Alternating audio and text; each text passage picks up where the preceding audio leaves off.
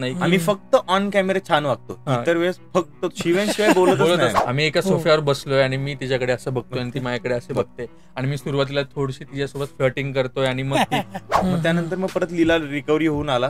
मग त्यानंतर मग आम्ही दोघं बसायला लागलो आणि मग लोकांना ते आवडायला लागलं आणि मग पोटात काहीच नाही आणि मग त्याच जोमाने आपण पॉडकास्ट करतोय आणि खूप छान पॉडकास्ट झाला. मग तो दादा आम्हाला काहीतरी विचारणार, तुम्ही हे खाणार का? मग आम्ही न लाजता हा दादा तू दे खायला, आम्हाला खूप भूक लागली. सिद्धू दादा समोरून येतो आणि बसतो आणि 1-1.5 तास आपल्याशी गप्पा मारतो, चहा पितो आणि जाताना तो शुभम लीलाधर नावाने ओळख. किंवा पॉडकास्ट करणं मला कधी पण ना आपण जसं नाटकात काम करतो ना तसं मला पॉडकास्ट एखादा शूट केल्यानंतर असं वाटतं की भाई आपण काहीतरी छान करू ना. स्टार्टिंगला पण आम्ही पण ज्यावेळेस आउटडोर पॉडकास्ट करायचो त्यावेळेस आम्हाला बऱ्याच जणांनी सांगितलं की शुभम हे नाही बघू वाटत, कारण की जोपर्यंत कश्मीर महाजनीला आम्ही दोघं त्याचे मित्र वाटणार नाही तोपर्यंत तो त्याच्या मनातलं सगळ्या गोष्टी सांगणार नाही. नमस्कार मित्रांनो, हॅलो गाईज, कसे आहात? मी प्रसाद तुमचं स्वागत करतो द स्पेशल कॉर्नर मराठीच्या आपल्या एका नवीन एपिसोडमध्ये. सो आजच्या एपिसोडमध्ये आपल्या बरोबर गप्पा मारण्यासाठी होते अजब गजबचे क्रिएटर्स, फाउंडर्स लीलाधर दादा आणि शुभम दादा. सो आपण दोघांबरोबर अजब गजबचा हा त्यांचा प्रवास कसा होता याबद्दल खूप साऱ्या गप्पा मारल्या आहेतच. तसेच आपण त्यांच्याबरोबर त्यांच्या या जर्नीमधले काही धमाल किस्से सुद्धा ऐकलेत. मी सुद्धा माझे काही अनुभव शेअर केलेत आणि तुम्हाला आवडेल हा सगळा पॉडकास्ट. त्याचबरोबर आपण मित्रांबद्दल, यूट्यूबबद्दल, इंस्टाग्रामबद्दल, कॉन्टेंट क्रिएशनबद्दल, रेव्हेन्यूबद्दल अशा खूप साऱ्या गप्पा मारल्या आहेत. मला माहिती आहे की तुम्हाला हा पॉडकास्ट नक्की आवडेल. सो तुम्ही जर चॅनलवर नवीन असाल तर चॅनलला सबस्क्राईब करा आणि बेल आयकॉनला प्रेस करायला विसरू नका, कारण का मी म्हणतो की the best is yet to come. आणि अजब गजबला सुद्धा फॉलो करा आणि सबस्क्राईब करा आणि enjoy this podcast. Let's go.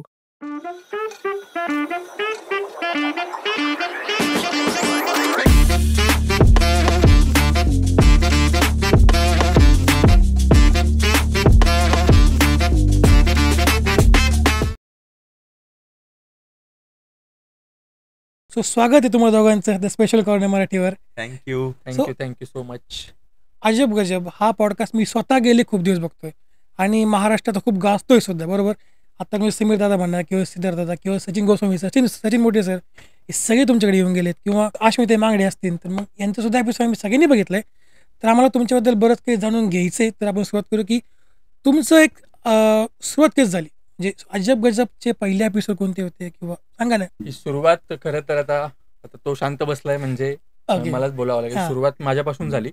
आम्ही एका TWJ कंपनीत काम करत होतो आणि त्यांचं असं रिक्वायरमेंट आली की आपण एक युट्यूब चॅनल सुरू करूया, त्याचं नाव असेल अजब गजब. हे नाव आम्हाला तिथून वरतूनच आलं आणि त्या नावापासून सुरुवात झाली. आणि मग तेव्हा काय करायचं, चॅनलवर नक्की काय करायचं, मग आमचं असं झालं की पॉडकास्ट करूया, कारण की 2 वर्षापूर्वी पॉडकास्ट थोडं बूमला होतं किंवा मुलाखतींचा कार्यक्रम असं न म्हणता त्याला पॉडकास्ट म्हणू लागले होते लोक. बिअर बायसेप्स आणि राजसेमानी नुकतेच सुरू झाले होते, बरोबर, ते ट्रेंडिंगला गेले होते त्या पॉइंटला. हो, आणि मग पॉडकास्ट हा शब्द पण ट्रेंडिंगला आला होता.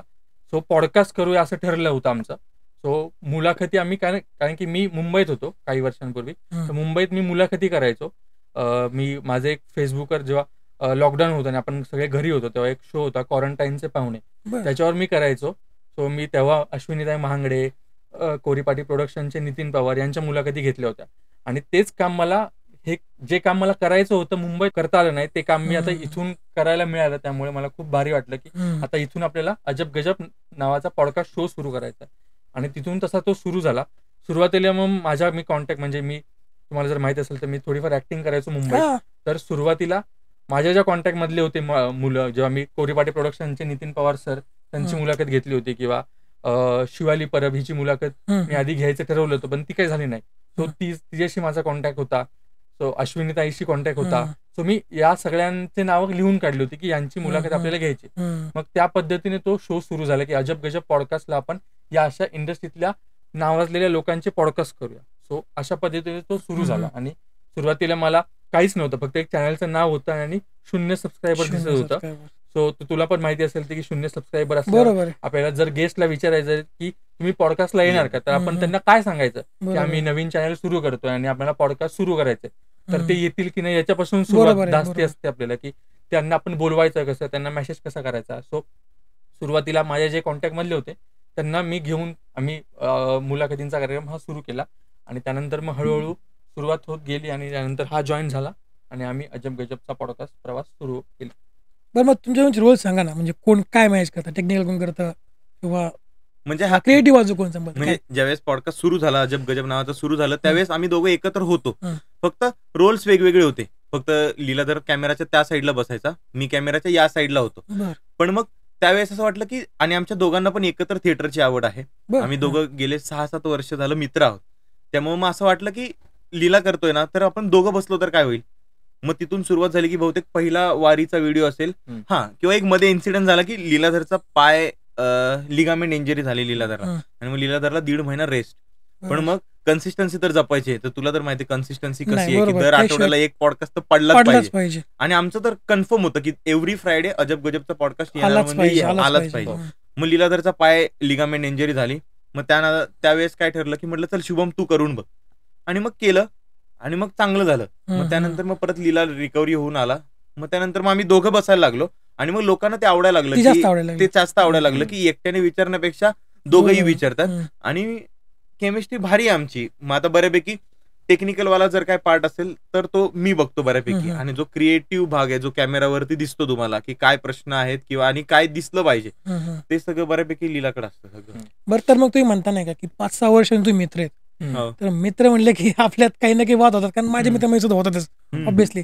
नक्कीच झाले पॉडकास्ट म्हणजे या नाही प्रोसेस काही पण, म्हणजे नाही का की आज शूट आहे आणि म्हणजे कालच वाद झाले आणि आता शूट आम्ही राहायचे फक्त पण ऑप्शन नाही, जावं लागतंय. प्रत्येक पॉडकास्टच्या आधी किंवा प्रत्येक कुठलं काही शूट असेल किंवा हो. इथे यायच्या वेळेस पण हं. आमची भांडणं ही ठरलीच असायची की कारण की आमच्या दोघांचे स्वभाव असे आहेत ना, म्हणजे हा तो त्या टोकाला गेला तर दोन्ही मी या टोकाला असतो. हा आमच्या दोघांचे चॉईसेस पण इतके वेगळे, दोघांचे निर्णय क्षमता वेगळी की वेगळी. आम्ही कुठला पटकन निर्णय मी घेतला तर त्याला आवडत नाही, किंवा मग असं कुठला टाइमला जास्त वेळ लावला की एखादा निर्णय घ्यायला तर ते मला आवडत नाही. आम्ही फक्त ऑन कॅमेरे छान वागतो, हा. इतर वेळेस फक्त शिवाय बोलतच बोलतच नाही नाही आम्ही. आम्ही. ही मित्र म्हणजे याच्यामुळे ही केमिस्ट्री आमची ऑन स्क्रीन छान दिसते. हा, हा. आणि माझं असं म्हणणं आहे ना की काही जण म्हणतात नाही का की फक्त चांगले बोलणं म्हणजे मित्र नाही, तर मग शिवाय देऊन जे बोलतात ना ते खरे मित्र असतात. कारण हे हो. माझा अनुभव आहे, कारण माझे मित्र सगळे असेच आहेत. आणि याला सोडता पण येत नाही रे, की हे जे 500 रुपये माझ्याकडे असतात हा. किंवा माझे 1001 रुपये त्याकडे असतात, मग कसं सोडणार ना याला.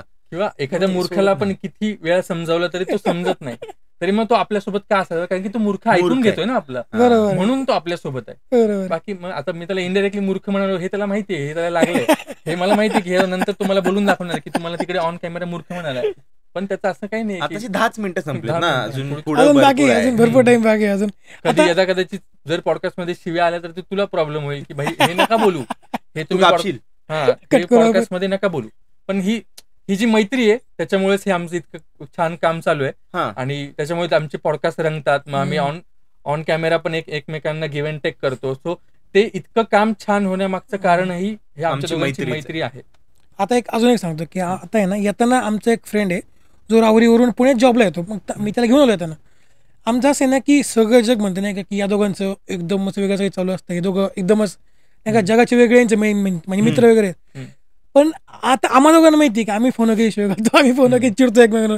मी त्याला सकाळी आता चिडून आलेली तुला सांगितलं होतं 7ला निघतो बाहेर, म्हणजे असं म्हणतं. पण बाकी काय वाटतं की अरे लय भाई चाललंय यांचं. पण त्याच्यामुळेच तर वाढतं खरं, त्याच्यामुळेच पुढे एक म्हणजे कनेक्शन अजून स्ट्रॉंग होतं. मैत्री तशीच असते ना, म्हणजे हा. प्रत्येक वेळी चांगलं बोललं पाहिजे असं काय नाही. काहीच पॉईंट पण नाही. माझं असं म्हणणं आहे की चला कॅमेरावरती तुम्हाला छान दिसतंय ना, तेवढंच, म्हणजे हा, बस. म्हणजे आम्ही बस. दोघं चांगले आहोत असं तुम्हाला वाटतंय. आणि ते तोंडवर बोलणं खरं ते पाहिजे, कारण तुम्ही चुकता तर तुम्ही बोललं पाहिजे, तुम्ही चुकता तर तुम्ही बोललं पाहिजे. कारण की मग प्रश्न बाकी- विचारले पाहिजे, हे का हे का का प्रश्न विचारला हा पाहिजे. प्रश्न विचारला कारण की मग का प्रश्न विचारला नाही, तुम्हाला जर ब्लाइंड फॉलोअर मिळाला तर तुम्ही जे चुकीचं काम करताय त्याला जरी तर तो हो म्हणाला तर तुमच्या दोघात कुठे काहीतरी चुकतंय, किंवा तुम्ही दोघं काहीतरी चुकीचं करणार याचं हे ठरलेलं असतं. हम्म. सो प्रश्न म्हणजे मी एखादा निर्णय मांडतो किंवा मी एखादी गोष्ट हे करायचंय असं म्हटल्यावर त्याचं का येतं, हम्म. आणि ते का मला कधी कधी आवडत पण नाही, पण ते का विचारणं गरजेचं आहे. जर ते गरजेचं नाही आहे, विचारलं बरोबर. तर म्हणजे मी चुकत असेल आणि तोही चुकीचा मार्गाला तो हो म्हणला तर पूर्ण बट्ट्या बोळ होऊन जाईल. हम्म. त्यामुळे ते का विचारणं गरजेचं आहे. गरजेचं आणि आम्ही आहे. प्रत्येक वेळेस क्रिटिसाइज करतो एकमेकांना, हम्म.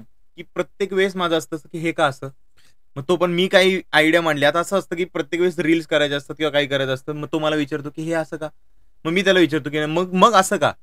पण त्या भांडणातून एवढं नक्की की एक चांगलं प्रोडक्ट चांगलं येतं, येतं, चांगलं कंटेंट त्याची खुशी असते. त्या भांडणं म्हणून एक प्रोडक्टिव्हिटी घडते की हम्म. काहीतरी तुम्ही नवीन नवीन विचार करताय, किंवा भांडणातून काय होतं तो एखादा मुद्दा मांडतो, मी एखादा मुद्दा मांडतो, त्याच्यातून बरोबर आहे. काहीतरी नवीन शोधता येतं. वेगळं तयार होतं. सो त्यामुळे ती भांडणं पण त्या मैत्रीत इतकीच इम्पॉर्टंट आहे. इम्पॉर्टंट आहे. हम्म. तर मग तुम्ही उल्लेख काढला नाही का तुम्ही ऍक्टिंग फिल्म होतात. हा. तर मग तुमचा काल मी म्हणजे फुलपाखरूचा एक एपिसोड बघितला. हो. तर मग ते काय सांगा ना. कसं आहे की मुंबईच्या प्रत्येक गल्लीत एक ऍक्टर असतो, एक क्रिकेटर असतो. तसं बरोबर. मलाही वाटायचं की आपण भविष्यात काहीतरी ऍक्टिंग करू, स्टार बनू, आपलं पण पिक्चर 70 mm वर लागेल असं प्रत्येकाला वाटतं. वाटतंच. सो मला पण लहानपणापासून वाटत होतं की आपण ऍक्टिंग करू, ऍक्टिंग फील्डमध्ये जाऊ. पण काय होतं, आपल्या घरची एक वेगळी परिस्थिती असते. अशी काही वेगळी फार कठीण परिस्थिती नव्हती. पण घरचं काय होतं की असं नाही की नको, ती फील्ड किती काय म्हणतो त्याला, की किती ही आहे, म्हणजे शाश्वत नाहीये ती फील्ड. ती फील्ड की कधी काम आहे, कधी काम नाहीये, तुम्हाला कसं काम भेटतं, तुम्हाला आज पैसे मिळतात, उद्या पैसे नाही मिळणार, तुमचं घर कसं चालणार, इथून ती सुरुवात होते. सो काय होतं त्याच्यामुळे की मी करत गेलो, म्हणजे मी लहानपणापासून थिएटर करत गेलो की मला डोक्यात तेच होतं की आपल्याला ऍक्टिंग करायची. पण 2020 आलं आणि 2017 पासून मी ऍक्टिंगची एकदम फोकसली सुरुवात केली होती. 2017ला असं झालं की नाही, मी 11वी 12वी सायन्स केलं आणि असं झालं की नाही, आपल्याला आता फुल टाइम ऍक्टिंग करायची आहे. त्यामुळे 2017ला मी BMM ला ऍडमिशन घेतलं आणि म्हटलं की आपल्याला ऍक्टिंग करायची. आणि त्यानंतर असं झालं की 3 वर्ष मी खूप छान छान कामं केली. मी फुलपाखरू सारख्या सिरियलमध्ये काम केली, मी तारा राणी सारख्या सिरियलमध्ये काम केली. अजिंक्योद्दा हे नाटक आहे, मी कश्मीर महाजनीसोबत स्टेज शेअर केलं, म्हणजे खूप छान छान लोकांसोबत मी स्टेज शेअर केलं, स्क्रीन शेअर केल्या. आणि मला तेव्हा असं वाटायला लागलं की भाई आता आपल्याला नोकरी करावी लागणार नाही, आपल्याला इथून काही मागं बघायचं नाहीये. आणि हे सगळं छान छान सुरू असताना 2020 उजाडलं आणि झाला सुरू लॉकडाऊन. आणि मग आपण म्हणलं की अरे यार, मग आपण 2 वर्ष मग कुठे काम मिळत नव्हतं, मग ऑडिशन देत होतो, मग काहीच घडत नव्हतं. मग घरचे असं म्हणायला लागले की काहीतरी करावं लागेल, काम सुरू करावं लागेल, किती दिवस घरी बसणार, किती तुला काहीतरी स्वतःचं सुरू करावं लागेल किंवा नोकरी करावी लागेल, घर सांभाळावं लागेल.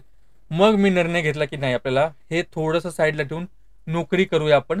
आणि नोकरी करता करता तुला जर कुठे हे मिळालं, कुठे मध्ये एक मध्य सापडतोय का बघावं. आणि मग नोकरी सुरू करता करता हे मग फॉर्च्युनेटली मला अजब गजब मिळालं आणि मग मी अजब गजब सोबत जोडला गेलो आणि हे सुरुवात झाली अजब गजब. खूप भारी वाटतं एखादा, म्हणजे असं नाही की एवढा मोठा प्रवास नाही, पण मागे वळून पाहताना की खूप छान छान काम करत गेलो आणि खूप छान छान लोक वाटायला आली. नाही, तुमचं म्हणजे मी म्हणतो ना की आता सॉरी पण लाखात फॉलोअर्स अजून नाही आहेत, पण म्हणतो ना की कंटेंटची क्वालिटी असतील किंवा तुमचे क्वेश्चन्स काढणं असतील किंवा तुमच्या आता ते तुम्ही दोघं असल्यामुळे कसं होत असेल की तुमचं एक नाही का एक चर्चा होत असतात, त्याच्यावर प्रश्न काढणं, त्याच्यानंतर गेस्टचे उत्तर, हे तुमचं इतकं क्वालिटी आहे ना का जे असं वाटतं की हे जास्त डिझर्व करते, पण थोडंसं अजून व्हायचंय, रिच थोडं अनरेटेड आहे. थोडं काही शब्द आहे ना, अनरेटेड अजून तुम्ही अजून व्हायला पाहिजे. बरंच माझ्या अपेक्षा होती की जेव्हा परत पाहिजे ना तेव्हा यांचे 1 लाख प्लस व्हायला पाहिजे लवकर, अजून नाही झाले. हा, अंडररेटेड राहिलोय आम्ही, हे 100% मान्य करतो. किंवा ज्यांनी पॉडकास्ट पाहिलेत त्यांनी प्रत्येक वेळेस कंटेंट क्वालिटीवरती, कॅमेरा क्वालिटीवरती किंवा जे आपण रील्स काढतो, सबटायटल, जे काही आपलं युट्यूबवरती दिसतं ते प्रत्येक क्वालिटी दिसतं. फक्त रीचच्या बाबतीत कुठे गणतंय गाडी थोडस. पण माझं कसं आहे की माझी सुरुवात थोडी म्हणजे एकदम गावातून आहे सुरुवात. गेले फक्त 10-15 एपिसोड मी पुण्यात आहे. बरोबर. शक्यतो मी गावाकडूनच आहे, पहिले 40-42 एपिसोड तरी. त्याच्यामुळे मग माझी अपेक्षा इतकं लोक करत पण नाही. माझी अपेक्षा विथ 100 आहे एपिसोड, नंतर माझी अपेक्षा आहे की ते 50-60 जावं, 1000 वगैरे. पण आम्हाला पण असं पॉडकास्टचा किंवा असं इंटरव्ह्यू घ्यायचा जास्त काय अनुभव नव्हता. लीलाने पण जे इंटरव्ह्यू घेतले ते पण ऑनलाईन आणि 30-30, 25-25 मिनिटाचे जेवढ्याच तेवढे इंटरव्ह्यू. पण ज्यावेळेस हे 3 कॅमेरे लागले पहिल्यांदा त्यावेळेस आमचं पण हे झालंच होतं बऱ्यापैकी. त्यामुळं नवीन काहीच नव्हतं, पण आम्ही केलं. आणि त्यावेळेस जर तू बघशील तर त्यावेळेस तितके पॉडकास्टर्स नव्हते. म्हणजे वायफळ आणि आम्ही बऱ्यापैकी एकत्र सुरू झालो. आम्ही ज्यावेळेस अमुक तमुकला भेटलो होतो त्यावेळेस अमुक तमुकचं पण जानेवारीतलं सुरुवात आहे आणि आमची एप्रिल मधली सुरुवात आहे. सो मराठीतले जेवढे आता पॉडकास्टचे चॅनल्स आहेत आणि आपण आणि अजब गजब हे सगळे एकसाथच सुरू झालेले चॅनल्स आहेत. त्यावेळेस हिंदीत गाजावाजा होता का तर होता, पण मराठीत असं तितकं नव्हतं. सो त्यावेळेस कॉम्पिटिशन नव्हती. स्टार्टिंग गोष्ट खूप जास्त वाढले.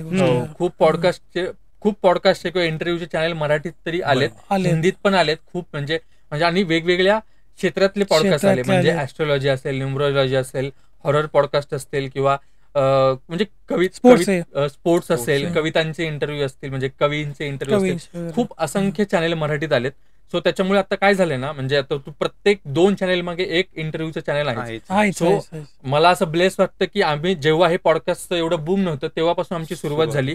अजब गजब पॉडकास्ट हे आता कुठेतरी छान नाव आम्ही खूप कमवलं. आम्हाला जरी नंबर्स मध्ये यश नसेल Numbers मिळालं मध्ये. तरी नाव आम्हाला खूप छान कमवता आलं असं आम्हाला तरी वाटतं. आता प्रेक्षकांना वाटतं की नाही मला माहित नाही, नाही पण नाही आहे आम्ही ना, कारण छान नाव कमवलं असं वाटतं. नाही, कारण जेव्हा मी माझ्या काही फ्रेंड्सला सांगितलं ना की मी जाणार आहे तर उद्या अजब गजबचा आपला पॉडकास्ट अरेंज आहे, तर ते अजब गजब चालला का म्हणलं हो.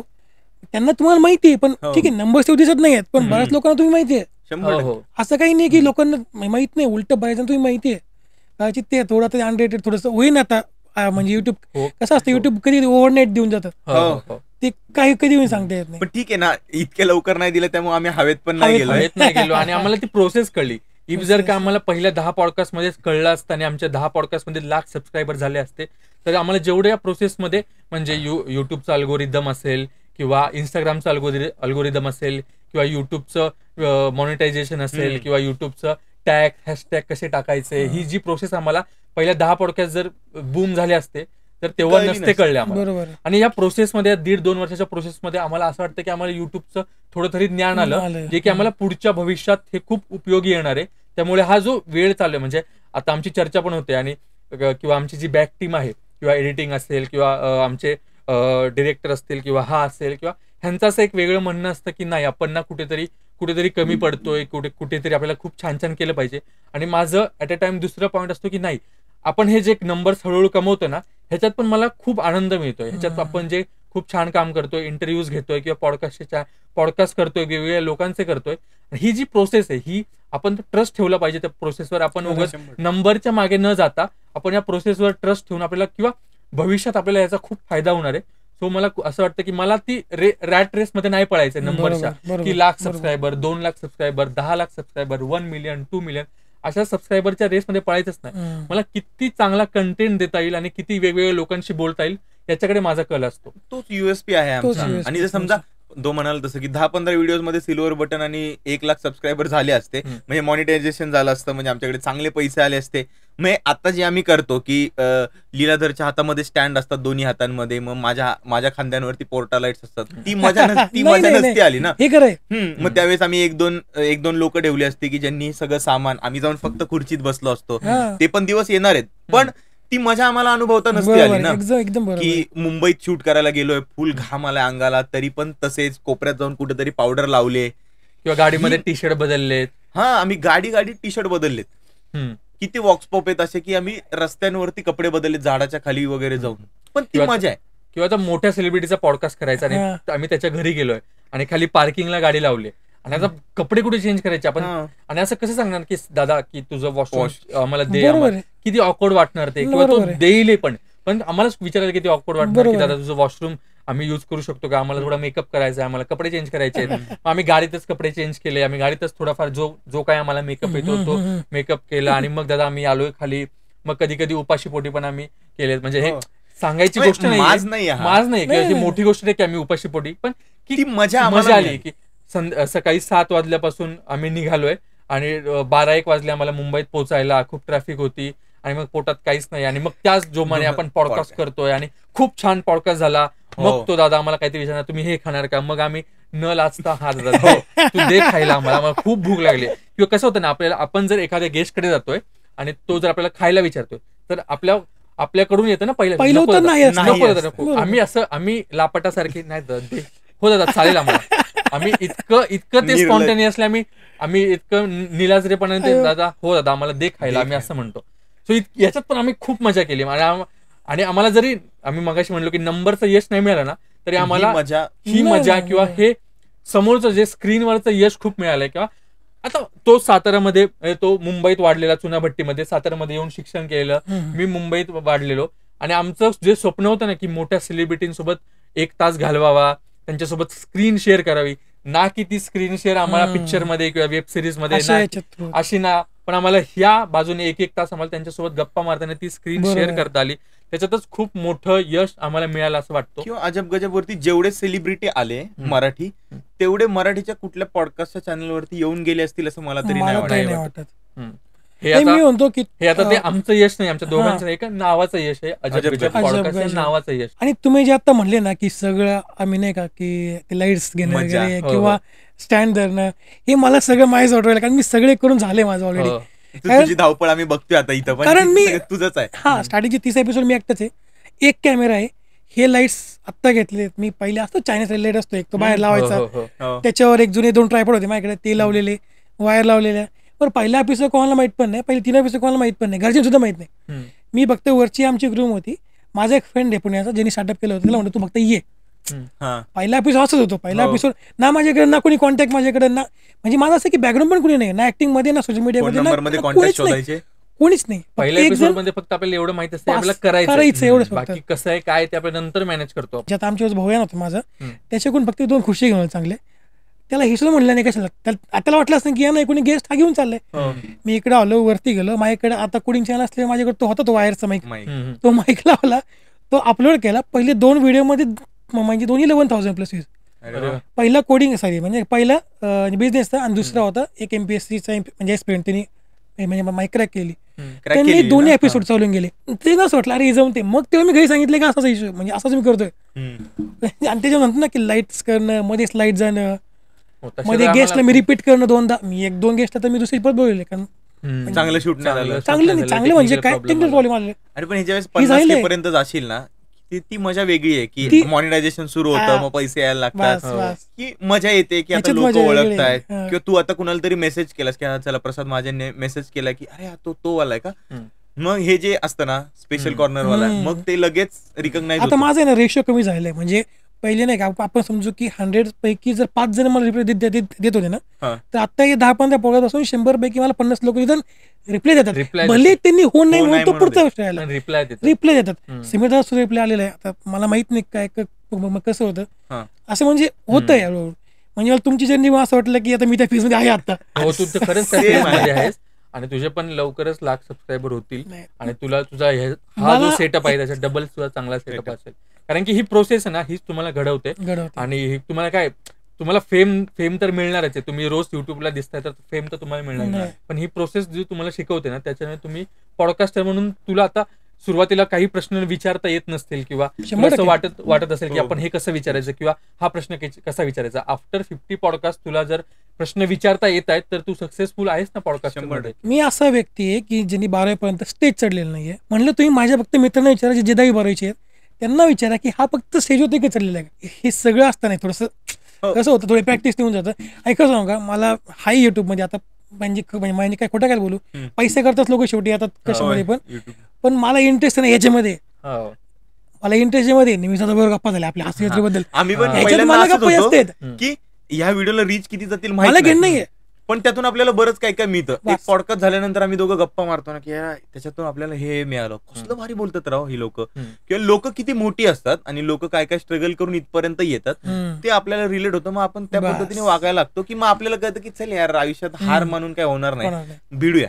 किंवा पॉडकास्ट करणं मला कधी पण ना आपण जसं नाटकात काम करतो ना, तसं मला पॉडकास्ट एखादा शूट केल्यानंतर असं वाटतं की भाई आपण काहीतरी छान करून आलो, की छान झोप लागते. कारण की त्या गप्पा मारणं, त्या माणसाला भेटणं, त्या माणसाला जाणून घेणं, त्या माणसाला आतून फोडणं, म्हणजे की तू काय आहेस, कसा याला कसा रिप्लाय करतोस, याला कसा रिस्पॉन्स करतोस, ती मजा, ती मला प्रयोग केल्याचाच आनंद देते. सो मला असं कधीच वाटत नाही की अरे यार आपल्याला ऍक्टिंग करता आली नाही, अरे आपल्याला स्टेजवर काम करता येत नाही, आपल्याला स्क्रीनवर दिसता येत नाही. आम्हाला चुनचुन आमची क्रिएटिव्ह खाज आहे ना ती ते पॉडकास्टने भागते असं वाटतं आम्हाला. तू विचार कर ना की सिद्धू दादाला आपण लहानपणापासून मूवीज मध्ये बघत आलो, आणि ज्यावेळेस सिद्धू दादा समोरून येतो आणि बसतो आणि 1-1.5 तास आपल्याशी गप्पा मारतो, चहा पितो, आणि जाताना तो शुभम लीलाधर नावाने ओळखतो. याच्यासारखी मोठी फिलिंग नाहीच आहे.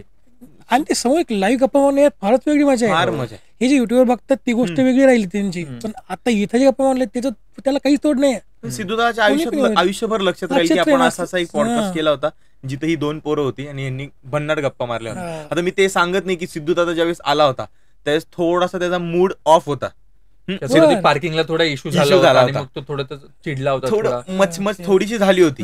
सो मग आम्हाला ती भीती होती की दादा आता रागावलाय, की तू पण बघ, तुला पण अनुभव येईल की एखादा गेस्ट रागावलेला असतो, त्याचा टेम्पो जोपर्यंत खाली येत नाही तोपर्यंत आपण पॉडकास्ट नाही सुरू करत. मग दादाला कॉफी मागवली, आम्ही दादाशी छान छान बोललो 20-1 मिनिटं. दादाला म्हणलं दादा तू ओकेस ना, हा. मग दादाने एक मोठा श्वास सोडला, मग दादा म्हणला चल करू. आणि मग बसल्यानंतर तू सिद्धू दादाचा पॉडकास्ट बघितला असेल, एकदम कमाल फुटलाय दादा, अक्षरशः सुटले होते. जेवढं इंटरेस्टिंग तुम्हाला ते पॉडकास्ट बघताना वाटतं ना, तेवढं त्याच्या आधी आम्ही 15-20 मिनिटं जेवढं इंटरेस्टिंग त्या व्यक्तीसोबत म्हणजे बोलत असतो, ती एक गोष्ट घडत असते आमच्यामध्ये. किंवा काय होतं ना, आपण जेव्हा एखादा 2 गोष्टी होतात आमच्या वेळेला. एक तर अजब गजब त्या दोघांपर्यंत त्या इंडस्ट्रीकडे जातं किंवा त्या गेस्टकडे जातं, किंवा आम्हाला त्या गेस्ट तो अजब गजब तो व्यक्ती आमच्याकडे येतो, आमच्या स्टुडिओला येतो. सो याच्यामध्ये त्यांना घेऊन येणं आणि त्यांना त्या सोफ्यावर बसवण्या इतपत ती खूप मेहनत आहे त्याला, की आपण मेसेज करतो, हाय दादा, तुला पण ती गोष्ट माहित असेल की हॅलो दादा, मी असं प्रसाद महाजन आहे, द स्पेशल मराठी कॉर्नर मधून बोलतोय आणि मी असं चॅनल सुरू केलं नाही, माझं पॉडकास्ट चॅनल आहे, मी पॉडकास्ट करतो. आणि मग तिथून तो रिप्लाय देणार, मग तुमची डेट फिक्स होणार, मग तुम्ही एका जागी ठरवणार, मग तुम्ही त्यासाठी कॉफी मागवा, मग तुम्हाला पॉडकास्ट मध्ये काय बोलायचंय. ही जी गंमत आहे ना, ही गंमतच फार मोठी शिकवण आहे त्या एका व्यक्तीला जाणून घेण्यासाठी, की तो मनुष्य एखाद्याला काय रिप्लाय करतोय, कसा रिस्पॉन्स करतोय, तो लवकर रिप्लाय देतोय की नाही, किंवा तो फोन उचलतोय की नाही. किंवा आमच्याकडे असे पण सेलिब्रिटीज आहेत की ते फक्त फोन उचलतात आणि आपण करू बोलतात, पण त्यांनी 3 वर्षात अजून एकदाही डेट दिली नाही. मगाशी तू म्हणालास की गेस्ट मिळणं किंवा आत्ता आर्टिस्ट मिळणं सोपं झालंय आम्हाला. आता की आम्ही एक फोन केला की ऍटलिस्ट एंटरटेन होतं. पण तुला सांगू असे की कित्येक लोक आहेत की 6 ते 8 महिने झाला मी एक 3-4 दिवसांनी 10 दिवसांनी कॉल करतो आणि मग ते उचलतात, नाव नाही सांगत, मस्तपैकी कॉल होता, हाय शुभम, हाय लीलाधर, बोल ना दादा, आपण पॉडकास्ट करायचा होता ना, हा करू 10 दिवस थोडस इकडे आहे पण करू. आत्ता जरा हे PR आणि या सगळ्या गोष्टींमुळे आत्ता आम्हाला आर्टिस्ट मिळणं खूप सोपं झालंय, म्हणून तुम्हाला इतके छान आर्टिस्ट आमच्या चॅनलवरती दिसतात. पण स्टार्टिंगला आमची लिस्ट असायची अशी सगळ्या नावांची, आणि मग 10 नावं त्याच्याकडे, 10 नावं माझ्याकडे, आम्ही रोज कॉलिंग करायचो आणि मग आमची पुढच्या महिन्यांची लिस्ट व्हायची की हा यांचा शूट करू आपण. पण मजा आहे. बरं, तर मग आता तेच की तुम्ही जे प्रश्न विचारता मग ते कसे काढता, किंवा तुम्ही नाही का प्रश्न विचार, तुमचा एक रॉनेस आहे, तुम्ही विचार नाही करत थोडा प्रश्न विचारता, एक स्पॉट आहे, ऑन दी स्पॉट करता. कसला विचार केला पाहिजे प्रश्न विचार, तसं नाही विषय, म्हणजे कसं की एकदम होतं ना की काय विचारलं तसं नाही. माझं उलट आहे की मी प्रश्न फक्त पॉईंट लिहिलेला आहे, मी पाहत पण नाही याच्याकडे. मग फक्त विचार असतं की माझे प्रश्न येतो ना, समजा जे वाक्य नाही ते बोलून मी मोकळं होतो, विचार नाही करत. ते तुमचं माझ्याशी जास्त आहे, तर मग ते कसे किंवा प्रश्न कसे काढता, चांगली गोष्ट आहे. मी त्याच्यावर तुम्हाला मी त्याच्यावर तुम्हाला फॉलो करतो की काय होतं. काही पॉडकास्ट मी पाहिलेले नाही का की एकदम ऑफिशियल यायचं असताना, एकदम ऑफिशियल, हे तुमचं अजिबात नाही. तुम्ही एकदम रॉली जाता एकदम. आमच्या हसण्यावरनं तुला कळलंच असेल की आम्ही कधीच प्रश्न नाही काढतो आम्ही असे मुद्दे. आम्ही सुरू आता आम्ही ना काय करतो, प्रॉपर स्क्रिप्ट बनवायला लागलो. आम्ही काय करत होतो, आम्ही मुद्दे काढत होतो की हा व्यक्ती आपल्याकडे येतोय, त्यांनी एवढे मूव्हीज केल्यात किंवा एवढं काम केलं, तर ह्याच्या आपण याच्याबद्दल विचारू शकतो, त्याच्याबद्दल विचारू शकतो, ही गोष्ट आहे, ती गोष्ट आहे, किंवा आता ट्रेडिंगला हा टॉपिक आहे, तो टॉपिक आहे. या गोष्टी आम्ही काढून ठेवतो. काढल्या आमच्या फक्त लिहून ठेवतो फक्त, किंवा आम्ही आधी लिहून पण ठेवत नव्हतो, फक्त इथे असायचं. किंवा आणि आम्हाला ते कधी मला ते अनप्रोफेशनल पण वाटतं की तुम्ही लिहून काढा एखादी गोष्ट, नाही तुम्हाला सुचलं त्यावेळेस तर तुम्हाला नाही आठवलं, तुमचा ब्रेन काय आइन्स्टाईन नाही ना की तुम्हाला गोष्ट तेव्हा आठवतच राहील. की आधी आम्ही काय करायचो, फक्त इथे ठेवायचो आणि रॅन्डम ज्या गप्पा होतील त्या गप्पा आम्ही पॉडकास्ट म्हणून पोस्ट करायचो. आणि ते पॉडकास्ट झाल्यानंतर आम्हाला कळालं की मुद्द्यातलं तर 4-5 राहिलेच. पण ती चुकीचं पण आहे की जर त्यावेळेस आम्ही जर ते मुद्दे बघितले असते आणि ते जर मुद्दे विचारले असते तर अजून चांगला कंटेंट पण निघू शकला असता. पण आमच्या दोघांचं, मला तरी, तू जसं स्क्रिप्टिंग करून आलायस म्हणजे की प्रश्न लिहिलेत, मला तसं आवडतं. पण लीलाधरचं नेहमी म्हणणं असतं की नाही, अनफिल्टर्ड जाऊ, घुसू आपण. मला फक्त स्पॉन्टेनियस सुचतं की हा ठीक आहे, आपण हे 10 प्रश्न काढलेत आणि आपण ते 10 प्रश्न विचारल्यावर जे आपल्याला जे प्रश्नातून प्रश्न सुचतायत ते सुचणार नाही.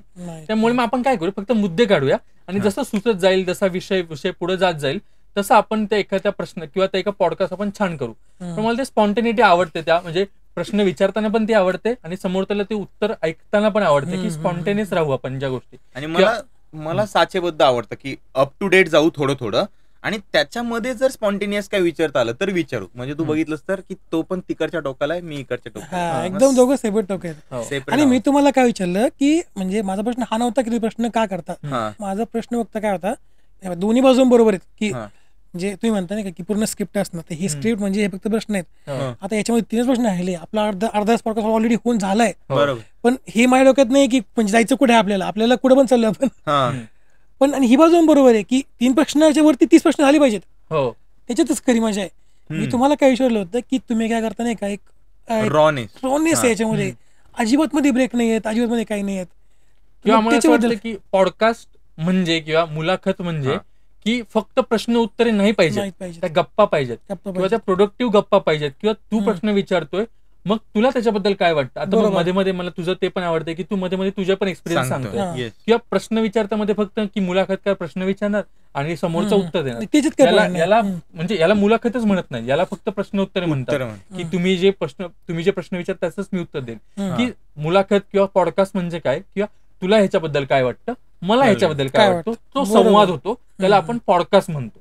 मला असं वाटतं की किंवा काही काही लोक पत्रकार म्हणजे पत्रकार जसे प्रश्न विचारतात की एखादा हम्म. त्यांच्याकडे मुद्दा असतो हम्म. किंवा तो फक्त ते प्रश्न विचारतात आणि एखादा समोरचा नेता त्याच्यावर उत्तर देतो, झाले. ही झाला तो हम्म. ही एक छोटीशी मुलाखत झाली. बरोबर. पण मला तसं आवडत नाही की मला एखाद्या अँकरने पण सांगावं ना की त्याला त्याच्याबद्दल काय वाटतं किंवा समोरच्याने गेस्टने पण सांगावं की याला मला हे वाटत नाही, मला हे वाटतं. त्याच्यानंतर तो संवाद फुलतो आणि तो संवाद साधायला हेच मला खरं. जास्त हेच आवडतो. माझं. खरं हा मजा आहेच आहे, कारण की हम्म. जोपर्यंत काश्मीर महाजनीला आम्ही दोघं त्याचे मित्र वाटणार नाही तोपर्यंत तो त्याच्या मनातलं सगळ्या खरंय. गोष्टी सांगणार सांगणार नाही. बरोबर. सो आमचा तो मेन मोटो आहे की समोरच्याला आपण कोणतरी इंटरव्ह्यू घ्यायला आलेत बरोबर. बाबा 2 पोरं आणि त्यांना काहीच माहित नाही असं वाटायला नको. हम्म. इतकं फ्रीली होऊ देत की काश्मीरला किंवा आदिनाथ कोठारेला त्यांना असं वाटलं पाहिजे की हे आपले जवळचे कोणतरी जवळचे मित्र आहेत. आहेत. हा. आणि ते क्युरिओसिटीने प्रश्न बस, विचारतात. बस, विचारतात. बस.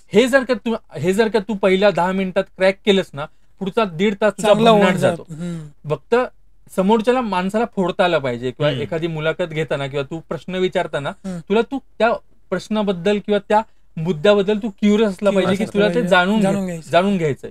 म्हणून मग ते जाताना मग लास्टला सगळे गेस्ट म्हणतात की आम्हाला असं वाटत नाही शुभम की तुम्ही पॉडकास्ट केला, हम्म. अजब गजब मध्ये येऊन मजा आली. बस. हम्म. हे एक वाक्य ही feeling- आम्हाला असं वाटतं की आम्ही जिंकलो. हा, हा मग- पॉडकास्ट घेतला म्हणजे आम्ही जिंकलो. रात्रीची छान झोप लागते. हा, मी अजब गजब आणि वायफळ दोन सांगतो. हम्म. TRS ला तर मी थोडंसं इन्फॉर्मेशन म्हणून बघतो, हम्म. पण तुम्हाला मी ॲज अ थोडं इंटरव्ह्यू म्हणून बघतो, कारण तुमच्या याच्यामध्ये कसं असतं, थोडेसे एक गप्पा फ्लो जास्त असतो, हम्म. एक स्क्रिप्ट नसतं त्याच्यामध्ये, हम्म. फ्लो असतो एक पूर्ण. हम्म. बरोबर. तर मग तीच माझ्याच तुमचं आवडतं. बरं. ती खरी गंमत आहे, पण हा. तसंच असायला पाहिजे असायला असं पाहिजे. वाटतंय मला. आता एखाद्या संवादात तसंच असलं पाहिजे की एखाद्या फ्लोने एखादं डिस्कशन चालू आहे हा. आणि ते कुठेतरी फुलतंय, लोकांना आवडतंय बस. किंवा क्युरियसच राहतात, अरे ह्याच्याबद्दल तो काय म्हणतोय, ह्याने हा प्रश्न याने विचारला. आता बघ ना, आपण खूप मुलाखती ऐकतो किंवा खूप मुलाखती बघतो किंवा पॉडकास्ट बघतो, सेम प्रश्न असतात, हम्म. फक्त वायफळचा कंटेंट वेगळा आहे, हम्म. वायफळची मजा वेगळी आहे, अजब गजबची मजा वेगळी आहे, अमुक तमुकची मजा वेगळी बरोबर. आहे किंवा आता नील पॉडकास्ट करायला लागलाय, हा, नीलची नील. मजा वेगळी आहे. हो. सो प्रश्न सेम आहे, फक्त मजा प्रत्येकाचा वेगळी. फ्लेवर मजा. वेगवेगळा आहे. हम्म. त्यामुळे ते पॉडकास्ट लोकांना आवडतं असं आवडतं. वाटतं. पण नुसतं प्रश्न बरोबर. उत्तर झालं तर मग माझा कट्टामध्ये आणि मग अजब गजबच्या पॉडकास्ट मध्ये काय फरक आहे? बरोबर. मग ते तर करतच होते ते ना, करतात. मग तुम्ही का केलं? हम्म.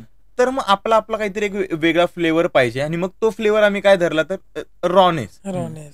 की अनफिल्टर्ड जाऊ, त्याला वाटतंय ते बोलू, काही होऊ देत, मग ती मजा आम्हाला मिळते तशी. आणि एक सांगू ना, की मी जेव्हा तुमचा पॉडकास्ट सुरुवात केली ना, तेव्हा कसं होतं की TRS वायफळ आपण एक हाय लेवलला बघतो, हम्म. सॉरी पण हम्म. वायफळचं एकदम क्वालिटी एकदम टॉप नॉच असते. हो. तर तुम्हाला मी स्वतःच रिलेट करतो की अरे हो हो हे तर सेम म्हणजे आपल्या लेवलचं असं वाटतं हो. नाही की यांची क्वालिटी थोडीशी आपल्या जागीच आहे, हम्म. किंवा नाही का एक थोडंसं 2 मुलं आहे जे आपल्या जागी येऊन बसलेले हो. आहेत, एकदम सारंग साठे नाहीये किंवा बरोबर. बिअर बायसेस नाहीये, तर मग ते कनेक्ट होतं डायरेक्ट लोकांना 100. तुमच्याशी. किंवा हेच तुला जर प्रेक्षक म्हणून आवडलं असेल ना, तर ती बस. खूप भारी गोष्ट आहे की हा. प्रत्येक प्रेक्षकाला वाटावं की माझ्या मनातले प्रश्न हा विचारतोय, विचारतायत. किंवा प्रत्येक प्रेक्षकाला वाटावं की हे ज्याने त्यांनी विचारलंय ना किंवा किती भारी विचारतोय किंवा माझ्यासारखंच बोलतोय, अरे मी असतो तर मी पण असंच विचारलं असतं. हो. हे जर का आमच्याबद्दल आवडते तर आम्हाला खूप ती भाग्याची गोष्ट आहे की लोकांना आवडते ती गोष्ट की आम्ही ज्या प्रकारे प्रश्न विचारतो. कारण सिद्धार्थ जाधवला प्रत्येक माणसाच्या प्रश्न असतात नाही का, की त्याला त्यावेळेसचे ऍक्टर्स ते म्हणले ना त्या प्रश्नामध्ये की भारी वाटत होते का, काय त्याला कॉम्प्लेक्स होता का, हा. हे ऐकून विचारणार नाही, हे तुमच्यातर्फे तुम्ही विचारलंय. हम्म. हो. कारण की मला नेहमीच असं वाटायचं की बघ, मी कित्येक जणांना ऐकलंय सिद्धार्थ जाधव बद्दल असं बोलताना की हा काय ऍक्टर आहे, हा तर भारी नाही दिसत. नाही. आणि बघ, मी पण त्यामध्ये म्हटलं की मला पण माझ्या चेहऱ्याचा कॉम्प्लेक्स होता, अजूनही आहे, पण सिद्धाच्या पॉडकास्ट नंतर थोडस जरा मी माझ्यावरती हा. काम करायला लागलो की नाही भाई, स्वतःवरती आपल्याला प्रेम करायला पाहिजे. हम्म. पण हे सिद्धार्थ दादाला कुणीतरी विचारलं पाहिजे ना, मग आमच्या मनात, आणि ती आमची क्युरिओसिटी म्हणून आम्ही विचारतो, हम्म. तेव्हा कुठेतरी लोकांना वाटतं की नाही, हे माझ्या मनातले हम्म. प्रश्न आहेत. पण तो पॉईंट मला जास्त आवडला सिद्धार्थ जाधवच्या याचं. बरं, आता थोडंसं ना आपण स्किप करतो, हो. खूप बाहेर चाललंय. घेऊन आणलंय त्याने प्रश्न बरं. लेवल म्हणजे प्रश्न खूप जास्त आहेत हा. माझ्याकडे. तुमचा पहिला व्हायरल झाला पॉडकास्ट कोणता होता, ज्यात सगळ्यात म्हणजे का जास्त व्ह्यूज झाले असतं, कोणता होता? पहिला व्हायरल झालेला हम्म. मला असं वाटतं शिवाली शिवालीचाच. परबचा आम्ही शिवाली परब. हास्य जत्रेच्या सेटवर जाऊन केला होता बर. आणि खूप आमच्या स्पॉन्टेनियस गप्पा होता. म्हणजे मी मुद्दे ठरवून गेलो होतो, मी तुला मगाशी सांगितल्याप्रमाणे, की हे मुद्दे किंवा हे प्रश्न मला तिला विचारायचे आणि मी ते प्रश्न विचारले आणि खूप छान झाला. किंवा ती खूप त्यावेळेस बूमला होती किंवा ती खूप त्या पॉप्युलर होती त्या हास्य जत्रेमुळे, किंवा त्यामुळे पण तो पॉडकास्ट खूप छान झाला असेल. आमच्या दोघांचं कन्व्हर्सेशन खूप लोकांना आवडलं असेल. आणि ती म्हणजे कुठेही मी मुलाखत घेतोय किंवा ती एखादी मुलाखत देते असं त्या पॉडकास्टमध्ये असं कुठेही वाटलं नाही. एखादा मित्र तिला तिच्या करिअर बद्दल प्रश्न विचारतोय असाच तो पॉडकास्ट झाला, म्हणून तो खूप छान व्हायरल गेला असावा असं मला वाटतं. मी तू शिवालीचा एपिसोड जर बघितलास तर हास्य जत्रेच्या ग्रीन रूम मध्ये तो एपिसोड केलाय. त्यावेळेस आम्ही काहीच बघितलं नव्हतं की काय फ्रेम लागले आणि किती छान दिसतंय फ्रेम, लीलाचे कपडे किती छान आहेत आणि तिने किती छान वेअर केलंय. मग लीलाला मेकअप मॅन अजूनही नाही आहे, मेकअप आहे. तू बघ फक्त रॉ गप्पा आहेत. आणि शिवालीची एक रील 5 मिलियन गेली. आम्ही एका सोफ्यावर बसलोय आणि मी तिच्याकडे असं बघतोय आणि ती माझ्याकडे असे बघते आणि मी सुरुवातीला थोडीशी तिच्यासोबत फ्लर्टिंग करतोय आणि मग ती जसा मित्र एका मैत्रिणीशी फ्लर्टिंग करतोय तसंच मी करतोय. आणि माझ्या मनात जे जे प्रश्न होते आणि मी तिच्या कुठल्या म्हणजे त्याच्या आधीची एकही मुलाखत बघितली नव्हती किंवा तिच्याबद्दल कोणाला विचारलं पण नव्हतं की मी तिला हे विचारू का ते विचारू. माझ्या मनात जे प्रश्न होते मी तिला एखादा मित्र म्हणून ते प्रश्न विचारले. त्यामुळेच तो पॉडकास्ट किंवा तो संवाद म्हणतो मी, तो संवाद खूप छान वाटला. आता त्याचा नंबरचा काउंट किती काढला तर तो किती गेला त्याचं मला त्याच्याशी काही म्हणजे घेणं देणं आहे, त्याला घेणं देणं आहे, पण त्याचं मला ते जास्त मॅटर नाही करत जसा तो संवाद मॅटर करतो. क्रिएटर म्हणून नंबर्स मॅटर करतात, पण ऍज अ इंडिव्हिज्युअल पर्सन म्हणून आम्हाला ती मजा मॅटर करते की आम्ही काय विचारलं. डीपी दादाचा पॉडकास्ट असेल, डीपी दादाचा पॉडकास्ट पण एक खूप छान गेला. 165K गेला पोहोचला. तो पण आम्ही त्याच्या फर्निचरच्या दुकानामध्ये जाऊन केलेला पॉडकास्ट आहे की आम्ही डीपी दादाला फोन केला, डीपी दादा म्हणला या की मारदा एवढं काय त्यात, आणि आम्ही जस्ट रॅन्डम जाऊन केलाय. आणि डीपी दादा इतका कॅज्युअल होता की आपण नाही का घरी घालायचे कपडे आणि असं निवांत बसला होता. आणि आम्ही मी जो शर्ट घातलेला आमचा अजब गजबचा टी शर्ट असतो आणि मग मी एक ग्रे कलरचा शर्ट घातला होता. दादाला म्हटलं दादा अरे वेगळा टी शर्ट घालतोस का? दादा म्हटलं कशाला पाहिजे, हे असंच आहे. नाही म्हटलं दादाला आपण वेगळा शर्ट घालू. दादा म्हटलं तुमचा कोणाचा आहे का शर्ट? आता असा विषय की धनंजय पवार 800K सबस्क्रायबर्स युट्यूबला, याला आपला टी शर्ट कसा द्यायचा? नाही ना दे. मग माझा शर्ट डीपी दादा पॉडकास्ट मध्ये जो शर्ट दिसतोय तो शुभम गोरेचा आहे तो शर्ट. आणि तो म्हणजे गेस्टने अँकरचे कपडे घालून तो पॉडकास्ट शूट केलाय आणि ती खूप भारी गोष्ट वाटते आम्हाला की इतका तो छान अप्रोच असावा म्हणजे एखाद्या व्यक्तीबद्दल की ठीक आहे ना, नाही जमलं, नाही चांगले कपडे घालता जमलं किंवा नाही तुम्हाला जास्त छान छान दिसायला जमलं की ठीक आहे, तुमचा संवाद किती महत्वाचा झालाय. आणि आतापर्यंतचा आमच्या सगळ्यात हायएस्ट व्ह्यूज वाला तो पॉडकास्ट. आणि त्यालाही माहितीये ना की ऍज अ क्रिएटर म्हणून की 2 पोरं काहीतरी करू इच्छितात, याला आपण सपोर्ट करू. तो पॉडकास्ट झाल्यानंतर आम्ही खाली जाऊन मटणाचा रस्सा त्यानं आम्हाला प्यायला दिला होता. सो ही गंमत आहे भारी. आणि मी कोल्हापुरात गेलो आणि मटण रस्सा नाही मिळाला असं होणार नाही आणि आम्हाला ते मिळालं, त्यामुळे खुश होतो आम्ही. मॉनिटरी गेन आणि या सगळ्या गोष्टी आमच्या फार नंतर असतात. असे भन्नाट किस्से आहेत आमच्याकडे की आम्ही या पॉडकास्टला हे केलं स्वतः.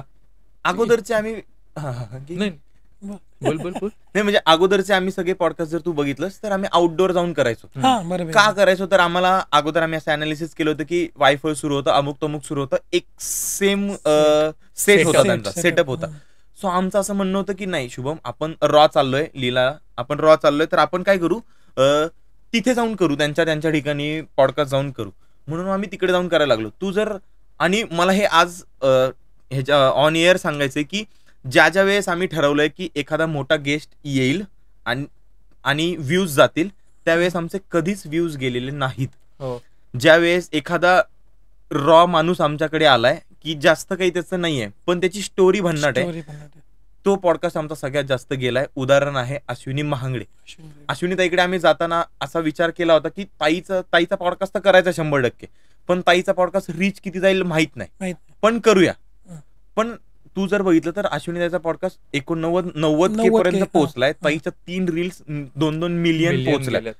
आणि आम्ही तू बघ अश्विनी ताईच्या घरातल्या 2 खुर्च्या घेतल्या होत्या आणि आम्ही जस्ट रानात बसून, त्या पण शेतात बसून केल्यात, त्या पण वावरात खालीपर्यंत रुतल्यात, पण आम्ही त्या रॅन्डम गप्पा केल्या. सो ह्या मज्जाच वेगळ्यात आमच्यासाठी. तो हा रॉनेस अजब गजबचा रॉनेस हा लोकांना आवडलाय. So, तसं वाटतं. तसं भन्नाट किस्से आहेत. तर मग अजब गजबवर बरेच गेस्ट येऊन गेले बरोबर, तर मग त्यांचं तुम्ही निवडता कसे की हे आले पाहिजेत किंवा हे कसं करता? सुरुवातीला काय व्हायचं ना, की आमच्या डोक्यात एक पर्सनॅलिटी असायची की आम्हाला आता याच्या आधीचा पॉडकास्ट याच्यासोबत झाला ना, याच्यानंतरचा पॉडकास्ट याच्यासोबत झाला पाहिजे. आणि किंवा असं काय होतं ना, की एखाद्याबद्दल न्यूज येते किंवा कोणाची काहीतरी स्टोरी चालू असते किंवा कोण ट्रोल होत असतं किंवा कोण कशाबद्दल व्यक्त होत असतं सोशल मीडियावर, ते वाचून आम्ही असं ठरवायचो की नाही याला बोलवलं पाहिजे आपण, की हा आपल्या चॅनलवर येऊन खूप छान वाटतोय. की आम्हाला असं वाटायचं की हा अजब गजबशी निगडीत व्यक्ती आहे. म्हणजे जसं की अश्विनी महांगडे, तिची स्टोरी आतापर्यंत जशी आम्ही कव्हर केली तशी आतापर्यंत कोणी नव्हती केली.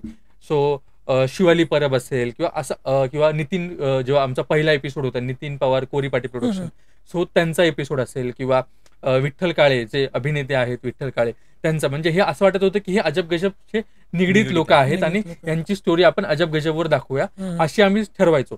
त्यानंतर सुरुवातीला असं झालं की आपण याला बोलूया किंवा या मोठ्या सेलिब्रिटीला बोलूया किंवा आपल्या चॅनल अजून छान छान दिसेल किंवा प्रोफेशनल वाटेल आपण मोठ्या सेलिब्रिटीला बोलूया. पण सुरुवातीला आम्हाला ते मोठे सेलिब्रिटी क्रॅकच व्हायचे नाहीत किंवा ते फोन उचलायचे नाहीत किंवा रिप्लाय द्यायचे नाहीत किंवा असं व्हायचं की अरे किती फोन करावे एखाद्याला, 2,000 सबस्क्रायबर फक्त किंवा आमचे सबस्क्रायबर पण कमी होते की लोकांना पण असं वाटत असेल ना की आम्ही काय यांना इंटरव्ह्यू देऊ बाबा, की आमचे इतके इंटरव्ह्यू होऊन गेलेत की हे लोक आता परत काय विचारणार मला, आता मी अजून किती बोलू, अजून काय काय बोलायचं राहिलं माझ्याकडून, हे पण आम्हाला प्रॉब्लेम फेस करावे लागले.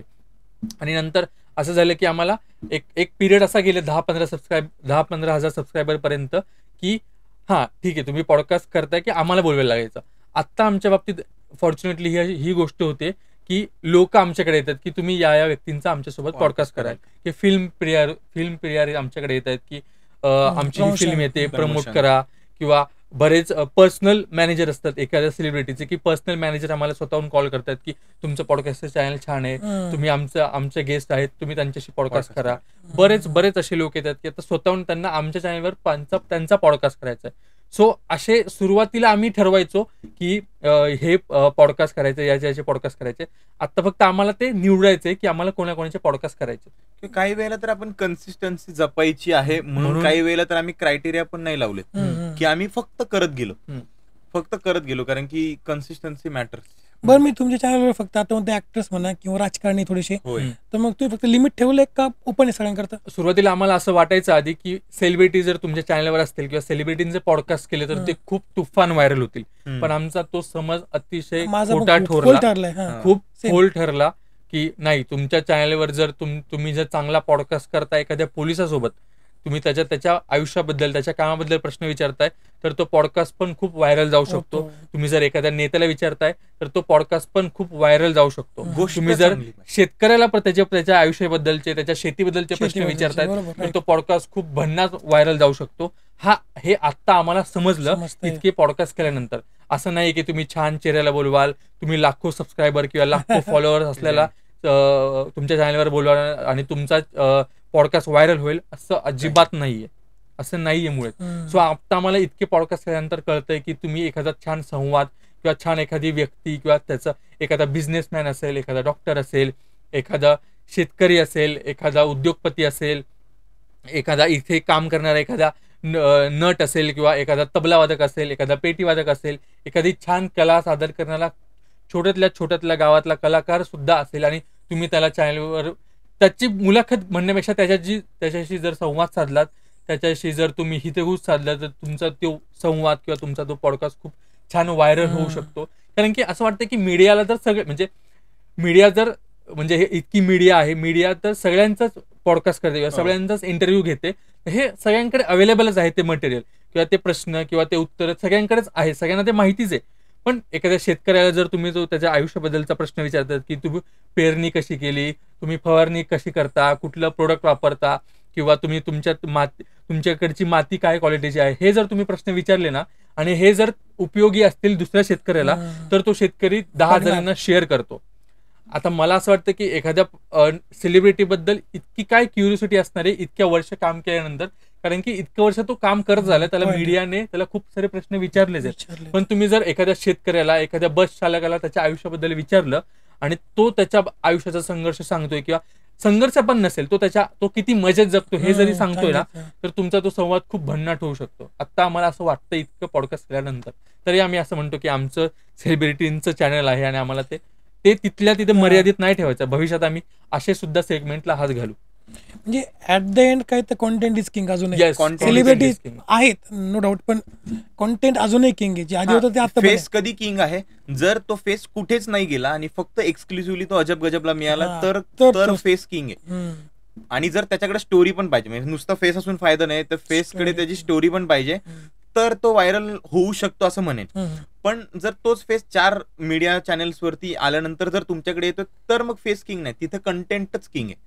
सो तर मग तुम्हाला काय वाटतं की पॉडकास्ट म्हणा किंवा कोणताही युट्यूब चॅनल करता काय महत्व असतं? कंटेंट, प्रेझेंटेशन का अजून लाईट्स वगैरे काय सगळ्यात आम्हाला असं महत्व वाटतं की आता ह्याचं बऱ्यापैकी टेक्निकल तो सांगू शकतो. ओके. मला असं क्रिएटिव्हली असं वाटतं की ते दोन्ही पण तितकेच 50-50 इम्पॉर्टंट आहेत. कारण की तुमचा जर कंटेंट छान आहे, तुम्हाला ते व्हिज्युअली मांडता नाही आलं, तर तुमचा तो कंटेंट वाया जाऊ शकतो किंवा तो लोकांपर्यंत चांगल्या पद्धतीने पोहोचलाच जाऊ शकत नाही.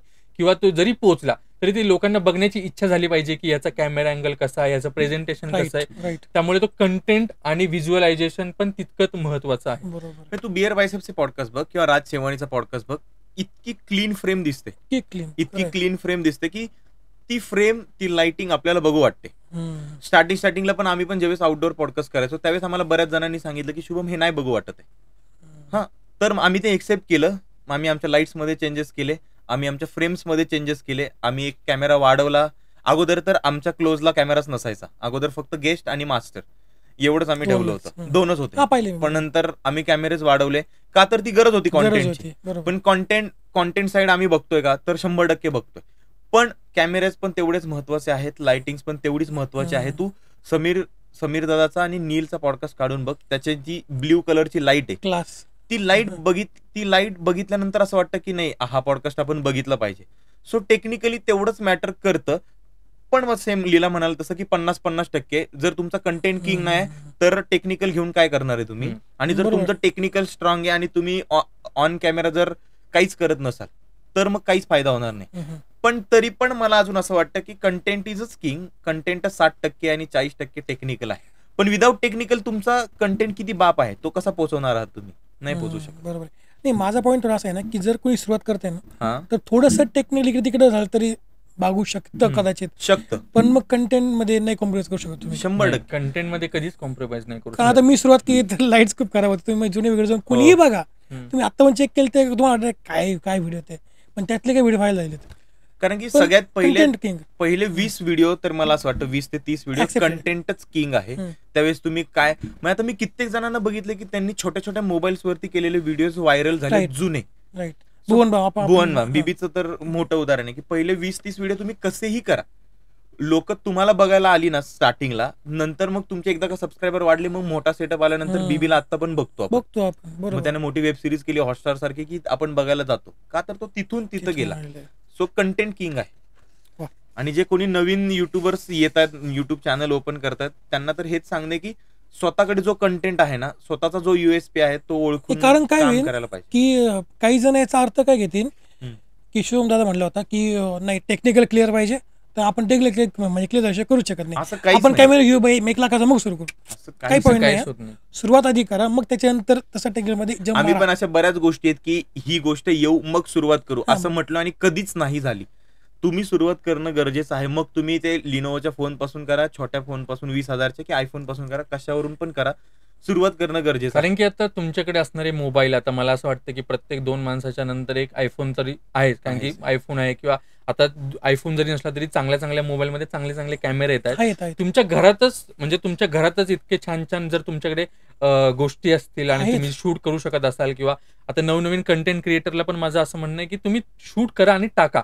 असं नाही की तुम्हाला वायफळ काहीतरी टाकायचंय किंवा काहीतरी शिव्या देत आहे किंवा फक्त व्हायरल होण्यासाठी टाकायचंय, किंवा आता बघ ना ते आता ते काहीतरी एक वाक्य बोलतात आणि काहीतरी मग ते म्युझिक लावतात. इतकी फालतू गोष्टी आणि इतक्या घाणेरड्या गोष्टी आता आपल्याला रीलवर दिसत आहेत. असं नाही, तुम्हाला तुमच्या गावातल्या गोष्टी दाखवायच्या असतील, तुम्हाला गावातले प्रॉब्लेम दाखवायचे असतील, तुम्हाला एखादी कविता म्हणायची असेल, किंवा तुम्हाला तुमचं मम्मी पप्पांचं कन्व्हर्सेशन दाखवायचं असेल, किंवा तुमच्या घरात तुम्ही अपब्रिंगिंग कसं करतायत, किंवा तुम्ही व्लॉग करताय का, तुम्ही अजून काय किती छान गोष्टी दाखवतात, हे पण तुम्हाला जर निखळ आनंदाने दुसऱ्यांचं बघावं वाटत असेल आणि मगच तुम्ही ते, जर तुम्हाला फक्त व्हायरल होण्यासाठी फक्त सोशल मीडिया चालू करायचा आहे आणि तुम्हाला फक्त घाणेरडा कंटेंट द्यायचा आहे, तर ते चालू शकतं. चिंगळ्या बोळे काय चांगल्या बोळे होतं त्याला 50,000 फॉलोअर 100K झालं ना, पण काही अर्थ नाहीये त्याला. कधी कधी अरे रात्री असं झोपलं विपलं ना की विचार येतो की साला ह्यांना असलं चिंगळ्या बोले असं वगैरे करून 100K वगैरे मिळतात. पण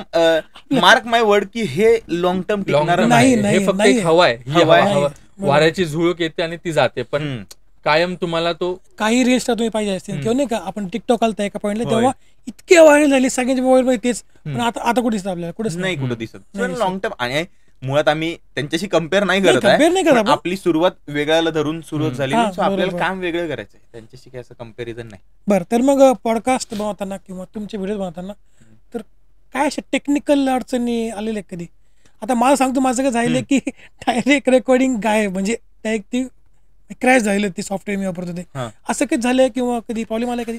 नाही यार, टेक्निकल तर एवढा प्रॉब्लेम नाही आला, कारण की आमची टीम इतकी, म्हणजे आता कॅमेरा, म्हणजे आमचा कॅमेरा जो करतो रुद्र किंवा सचिन नारकेडे सर, ते त्यांच्या कामात बाप आहेत. सो ते खूप कमी असं करतात की माझी कडून काही चूक व्हावी, त्यामुळे आमच्याकडे अशी टेक्निकल काही प्रॉब्लेम नाहीच झाले. फार कधीतरी असं फक्त फ्रेम ब्लर वगैरे होतात आमच्याकडे, आउट फोकस होतं, पण ते आम्ही मॅनेज करून घेतो. आमचा संतोष दादा आणि अक्षय, अमित आमचे एडिटर आहेत, दोघं तिघ जण, त्यांना आम्हाला जाऊन सांगावंच नाही लागत की हे असं करते तसं करते तसं कर. त्यांचे यूज टू झालेत कामाला, की आता एखादा तू जर एडिटिंग टेबलवर बसशील आणि तू एखाद्या एडिटरला तुझा पॉडकास्ट एडिट करायला देतोय, तर तुला ते सांगावं लागेल ना की हे इथून काप, हा प्रश्न इथून काप, हा प्रश्न एवढा ठेव, याच्यानंतर हा प्रश्न लाव, त्याच्यानंतर तो प्रश्न लाव. आणि आमच्या कामात इतके आमचे एडिटर माहिर झालेत ना आता या 2 वर्षात, आम्हाला त्यांना सांगावंच लागत नाही. त्यांना बरोबर कळतं की काय लोकांना आवडेल, आमच्यापेक्षा जास्त त्यांना कळतं, आम्ही असं म्हणतो, काय लोकांना आवडेल, आणि मगच ते तुम्हाला जो चॅनल दिसतो तो पूर्ण एडिटर्स कट मधून बनतो असं वाटतं, कारण की तेच ठरवतात हे उत्तर एवढं असलं पाहिजे किंवा पहिला प्रश्न हा असला पाहिजे. सो त्यांचं बऱ्यापैकी 50 ते 60% श्रेय त्यांचं चॅनल मोठं होण्यामागे जी आमची टेक्निकल टीम आहे, ही आमच्यापेक्षा जास्त त्यांना कळतं की लोकांना, म्हणजे कारण की ते प्रेक्षक म्हणून बघतात, ते काय पॉडकास्टर किंवा ते टेक्निकल टीम म्हणून बघत नाही, ते प्रेक्षक म्हणून बघतात. त्यांना माहिती लोकांना काय आवडतं. संतोष आणि अक्षयला जर पॉडकास्ट आवडला तरच तो दुसऱ्यांना आवडतो असं मी म्हणतो. आमचे जे दोघं तिघ एडिटर आहेत त्यांना जर पॉडकास्ट नाही आवडला, ते जर म्हणले शुभम बोरिंग आहे, तर लोकही बोरिंगच म्हणणार. मग संतोष म्हणतो की जिथं बोरिंग आहे, मग मी संतोष सांगतो चल उडव, आणि तोच ठरवतो की हे उडवायचं किंवा आम्ही त्याला सांगितलेलं नसतं की हे उडव, किंवा तोच कट करून आम्हाला पाठवतो की ही फाईल आहे, ही तुम्ही अपलोड करा, आणि आम्ही डोळे झाकून तीच फाईल अपलोड करतो. आम्ही ते परत पूर्ण चेकही करत बसत नाही की अरे त्यांनी काय कापलंय. म्हणजे एवढाच चांगला दृढ विश्वास आमचा त्यांच्यावर निर्माण झालाय, आणि इतकं वर्षाचं सातत्याने काम केल्यामुळे तो विश्वास निर्माण झालाय. आणि पोरं भारी आहेत, मस्त काम करतात. तुमची टीम स्ट्रॉंग आहे तशी? हो, टीम स्ट्रॉंग आहे, आणि प्रत्येकालाच मिळेल असं नाही. नाही, तुला स्वतःलाच एडिट करावं लागतं, तुला स्वतःलाच. पण आम्ही पण काही व्हिडिओ केलेत की आम्ही तिथं जाऊन रोल करायचो आणि आम्ही इथे येऊन बसलोय. नाहीच आहे, करायला पाहिजे. आता सुरुवातीला ते करावंच लागतं. लकीली टीम आता मिळाली आहे भारी, आम्ही 5-7 जण आहोत सगळेजण. बरं, तर मग युट्यूब आणि इंस्टाग्राम, आता आपण थोडंसं त्याच्यावर आता तुमचे इंस्टाग्रामचे फॉलोअर्स वाढू राहिले, जे एकेकाळी थोडेसे नव्हते. तर मग युट्यूब चालू एकदम, इंस्टाग्राम चालू एकदम, हे कसं काम करतं, किंवा याच्यात तुम्ही कसं बसवायचा प्रयत्न करताय अजब गजबला, सांगते? आता मी थोडंसं त्याचं बेसिक उत्तर देईल, त्याचं पूर्ण टेक्निकल तो सांगेल की युट्यूबचा अल्गोरिदम हा लॉंग व्हिडिओचा आहे, लेंथ त्याची जास्त आहे, आणि इन्स्टावर पटकन स्क्रोल होणार, म्हणजे तुमचे 2 सेकंदात आता स्क्रोल होतात. आता लोकांचा पेशन्स इतका कमी झालाय ना, लोकांना तो बघावासा व्हिडिओ बघावासा जरी वाटत असेल तरी त्यांचा अंगठा नकळत स्क्रोल होतो, कारण की इतकं ते डोपामाइन आपलं सेट झालंय, आणि त्यामुळे तो ना खूप, म्हणजे लॉंग व्हिडिओचा, कारण की खूप दोघांचा कंटेंटच वेगळा आहे ना, त्यामुळे तो अल्गोरिदम पण वेगळाच आहे असं मला वाटतं. पण आता दोन्ही युट्यूब आणि इंस्टाग्राम साठी मी एकच वाक्य सांगतो, रिलेटेबल कॉन्टेंट हा एकमेव आणि एकमेवच आहे जो तुम्हाला तारणार आहे. मी युट्यूब बाबत सांगतो, युट्यूब शॉर्ट्स बद्दल सांगतो की तुमचं जर चॅनल कशावरती जर बिल्ड होणार असेल तर ते आणि फक्त युट्यूब शॉर्ट्स वरती आहे. जर तू पण पॉडकास्ट बनवतोस, प्रत्येक पॉडकास्टचे आपण 5-7 शॉर्ट्स काढतो, शॉर्ट्स मधून लोकांना कळतं की काय गोष्ट आहे, की जर लोकांना शॉर्ट्स आवडला, शॉर्ट्सला रीच गेला तर पॉडकास्टला रीच जातो, नाहीतर लोक पॉडकास्ट बघत नाही. Same with Instagram. पण तो पण शॉर्ट्स का जातीये, जर ती मला रिलेट नाही करत आहे तर मग मी ती बघणार नाहीये. ती तुझ्या आयुष्याला रिलेट व्हायला पाहिजे. पण आता पण पुन्हा आपण तिथेच आलो की लोकांचा टाइम स्पॅन कमी झाला. आता लोक जवळपास 5 ते 6 सेकंद वरती आलेत, की 5-6 सेकंदात लोक आता स्क्रोल करायला 3 सेकंदापर्यंत आले, की लोक 3 सेकंदात तुम्हाला स्क्रोल करतात. तर इंस्टाग्राम आणि युट्यूब वरती पहिले 10 सेकंद तरी अशी पाहिजेत ना की ती समोरच्याला पकडली पाहिजे. आणि रिलेटेबल कॉन्टेंट, जसं सौरभ भोसलेची आम्ही एक आता रील अपलोड केली होती. एकतर आमचा सौरभ दादाचा पॉडकास्ट खूप अगोदर झाला होता, वर्ष दीड वर्ष सुरू जस्ट केले होते आणि 3-4 पॉडकास्ट झाले होते तेव्हा तो पॉडकास्ट केलाय 2 वर्षापूर्वी. आणि त्यांनी त्या पॉडकास्टची क्लिप किंवा ती रील आत्ता टाकली आणि ती 15-20 दिवसात 1 मिलियन 1.2 मिलियन गेले. एकतर त्या रीलमध्ये काय होतं, एकतर शहरी आणि ग्रामीण कॉन्टेंट होता. सो रिलेट झाला गावच्या लोकांना, रिलेट झाला मुंबईच्या लोकांना. प्रत्येकाने आपापल्या जे कोणी जवळचे आहेत तशा लोकांना पाठवलं. मी आता असेही युट्यूबर्स बघितलेत, पॉडकास्टर्स बघितलेत की जे पॉडकास्ट मधले प्रश्नच अशा उद्देशाने विचारतात की याची रील बनू शकेल. उदाहरणार्थ आपण हे बघतो ना न्यूमरोलॉजी, तू ते व्हिडिओज बघ किंवा ते बुध शुक्र शनीचं सांगतात की आपोआप मग मला कधी कधी प्रश्न पडतो की 1.25 मिनिटामध्ये बरोबर ह्यांचा बुधाचं किंवा 7 नंबरचं काय असणार हे कळतंय. सो हे बनवतानाच त्याने बनवतात. पण तू हेही बघ की त्याच रील्स व्हायरल आहेत, कारण की त्यांना माहिती आहे की काय जास्त शेअर होणार आहे. त्यामुळे कंटेंट मध्ये किंवा अल्गोरिदम मध्ये तुमची शेअरेबिलिटी पण तेवढीच महत्वाची. कुठला कंटेंट जास्त शेअर होणार आहे आणि मग त्याचे व्ह्यूज वाढणार आहेत. कारण की तो कंटेंट रिलेटेबलच नाही झाला किंवा तो कंटेंट लोकांना रिलेटच नाही झाला तर लोक ते का शेअर करतील. त्यामुळे ते शेअरेबिलिटी पण इतकीच महत्वाची आहे तुमच्या कंटेंटमध्ये. माझं सगळ्यांना हेच म्हणणं आहे की लॉंग लेंथ व्हिडिओ सोबत शॉर्ट्स आणि रील्स कंपल्सरी बनल्याच पाहिजे. विदाऊट शॉर्ट्स तुम्ही चॅनल मोठंच नाही करू शकत. शॉर्ट्स ते चॅनल मोठं होतं आणि लॉंग टर्मनी एक म्हणजे विश्वासार्थ काय की नाही, विश्वास बसतो लोकांचा आपल्यावर की हा एक जेन्युइन कॉन्टेंट क्रिएटर, असं नाही की फक्त शॉर्ट बनवतोय. पण आता बघ बिअर बायसेप्स, त्याचं शॉर्ट्सचं चॅनल वेगळं आहे त्याचं. हा तो प्रश्न आहे माझ्याकडे. आता काही जणांचं काय म्हणणं आहे की शॉर्ट्स चॅनल आणि लॉंग टर्म व्हिडिओ एकाच चॅनल टाकले पाहिजेत, शॉर्ट्स व्हिडिओ आणि लॉंग टर्म व्हिडिओ. आणि काही जणांचं म्हणणं आहे की सेपरेट चॅनल करा. बरं, आता माझं असं म्हणणं आहे की बिअर बायसेप्स आहे, त्याचे ऑलरेडी 1-1.5 मिलियन झाल्यानंतर शॉर्ट्सचं चॅनल वेगळं झालंय. अगोदर त्याचं शॉर्ट्सचं चॅनल वेगळं नव्हतं. माझं असं म्हणणं आहे की स्टार्टिंगला तुमचे 2-3 हजार सबस्क्रायबर आहेत आणि तुम्ही शॉर्ट्सचं चॅनल वेगळं करता आणि हे वेगळं करता, याचा अर्थ तुम्ही ऑडियन्स डिवाइड करता. सो तुम्ही माझं म्हणजे लोकांचं वेगळं म्हणणं असू शकतं वेगळ्या क्रिएटरचं. माझं असं म्हणणं आहे की तुम्ही ऑडियन्स डिवाइड नाही केलं पाहिजे. दोन्ही चॅनल्स एकाच ठिकाणी झालं पाहिजे. आणि शॉर्ट्सने चॅनल लवकर बूम होतं, पण शॉर्ट्सने चॅनल लवकर बूम झाल्यानंतर तुमच्या लॉंग लेंथ व्हिडिओजला चांगले व्ह्यूज मिळतात, म्हणून वेगळं नाही केलं पाहिजे.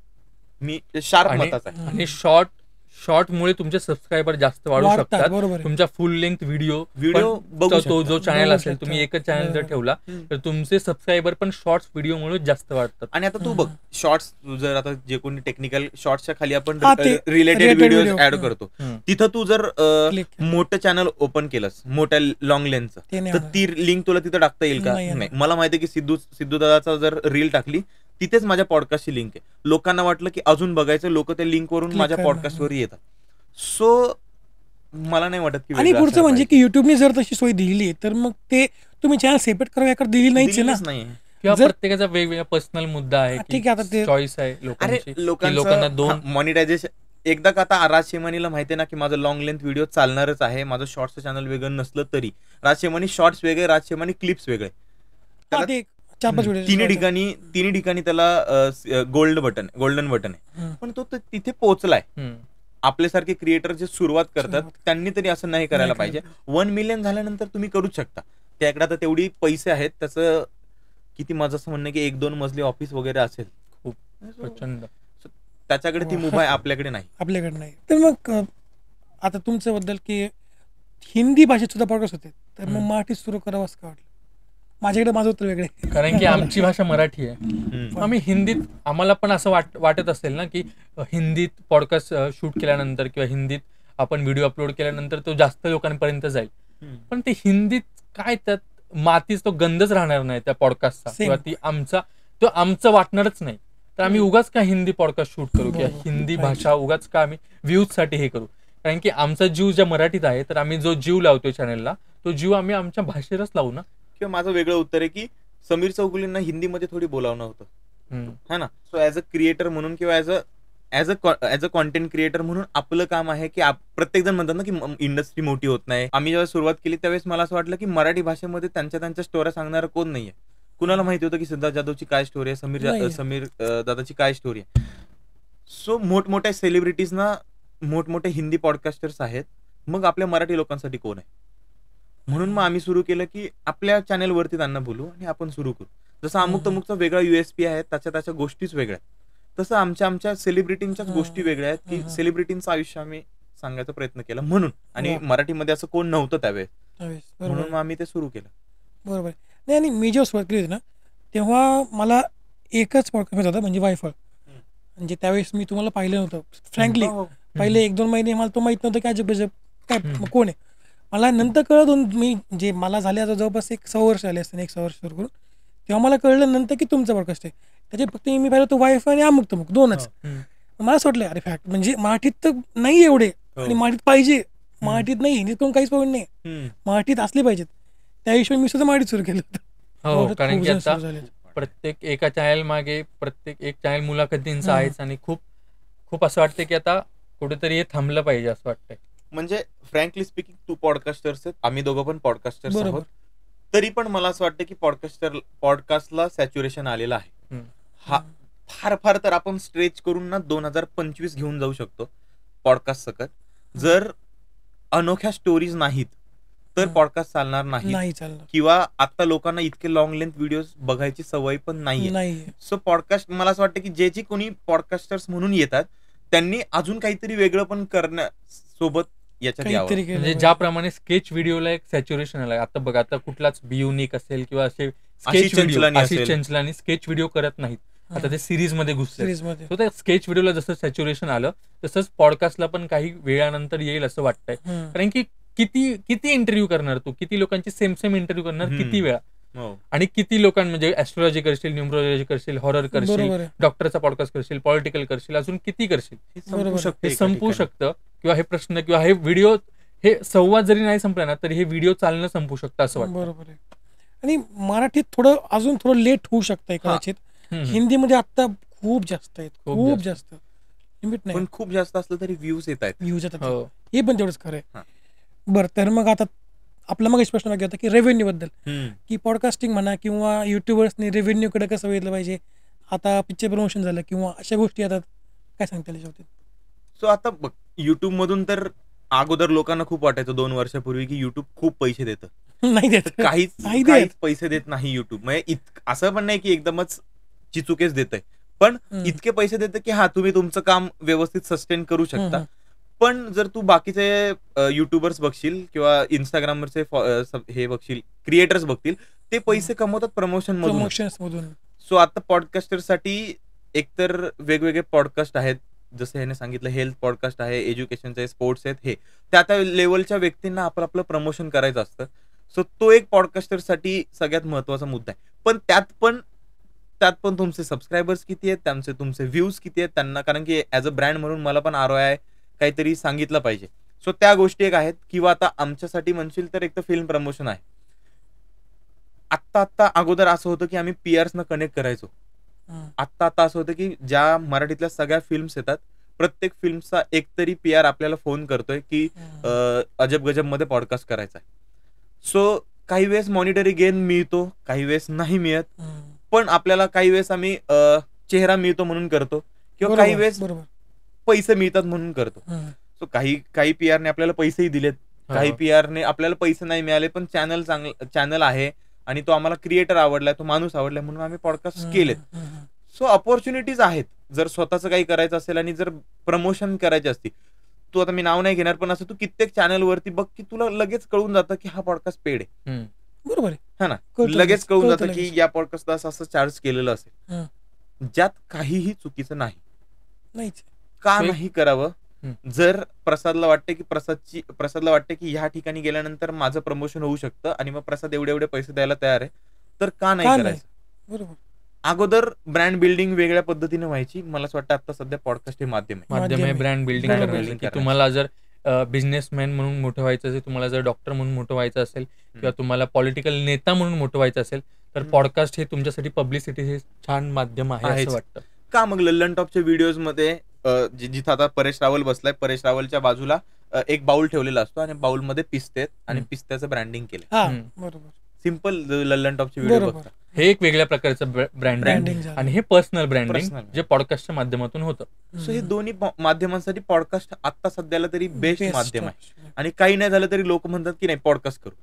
सो ते एक रेव्हेन्यू चांगल्या पद्धतीने मिळूच शकतो. मला सांगा ना की या सगळ्या प्रवासामध्ये एक सगळ्यात मजेशीर आठवण काय किंवा एक लक्षात राहील अशी असं दोघांना वेगवेगळ्या विचारशील तर वेगळं सांगा, माझ्या जास्त आवडेल. की माझी मजेशीर आठवण म्हणजे जसं मला पॉडकास्ट सुरू म्हणजे अजब गजब चॅनल सुरू करण्याच्या आधी वाटत होतं की अरे आपण पण सेलिब्रिटींसोबत आपलं उठणं बसणं असावं, किंवा आपण त्यांच्यासोबत काम करावं, किंवा आपल्याला पण त्यांच्यासोबत स्क्रीन शेअर करायची आहे, किंवा आपल्याला पण त्यांच्यासोबत काम करायचं आहे. जसं ते अजब गजबमुळे घडलं. पण आता मला आम्ही आता बऱ्याच फिल्म प्रमोशनसाठी आम्हाला बोलवलं जातं, त्यांच्यासोबत रील करण्यासाठी आम्हाला प्रीमियरला बोलवलं जातं. सो ती एक मजेशीर आठवण आहे की आम्हाला इतक्या सगळ्या सेलिब्रिटींसोबत वेळ घालवता येतो. आत्ताच आम्ही जस्ट नुकताच आता थांबायचं नाहीचा प्रीमियर अटेंड केला आणि की मला असं वाटतं जवळजवळ 99% मराठी इंडस्ट्री तिथे होती आणि आम्ही त्यांच्यासोबत बसून आता थांबायचं नाही पिक्चर बघितला आणि त्यांच्यासोबत संवाद साधला की कसं झालं मूवी, कसा वाटला मूवी, किंवा या मूवीमध्ये हे छान वाटलं, याचं हे काम छान वाटलं. सो माझ्यासाठी ती मजेशीर आठवण आहे की जे मी लहानपणी स्वप्न बघितलं होतं ते मला पॉडकास्टच्या माध्यमातून मिळालं. आज ठीक आहे मला नाही मिळाला मूवी, ठीक आहे मला नाही मिळालं एखादं छानसं नाटक, पण मला पॉडकास्टच्या माध्यमातून ते सगळं जगता आलं. ती माझ्यासाठी एक मजेशीर आठवण आहे. सेम हीच म्हणलं की अशी दोन मुलं ज्यांना कुठेतरी थिएटर करायचं होतं आणि थिएटर करून चित्रपटांमध्ये झळकायचं होतं, त्यांना ते नाही मिळालं.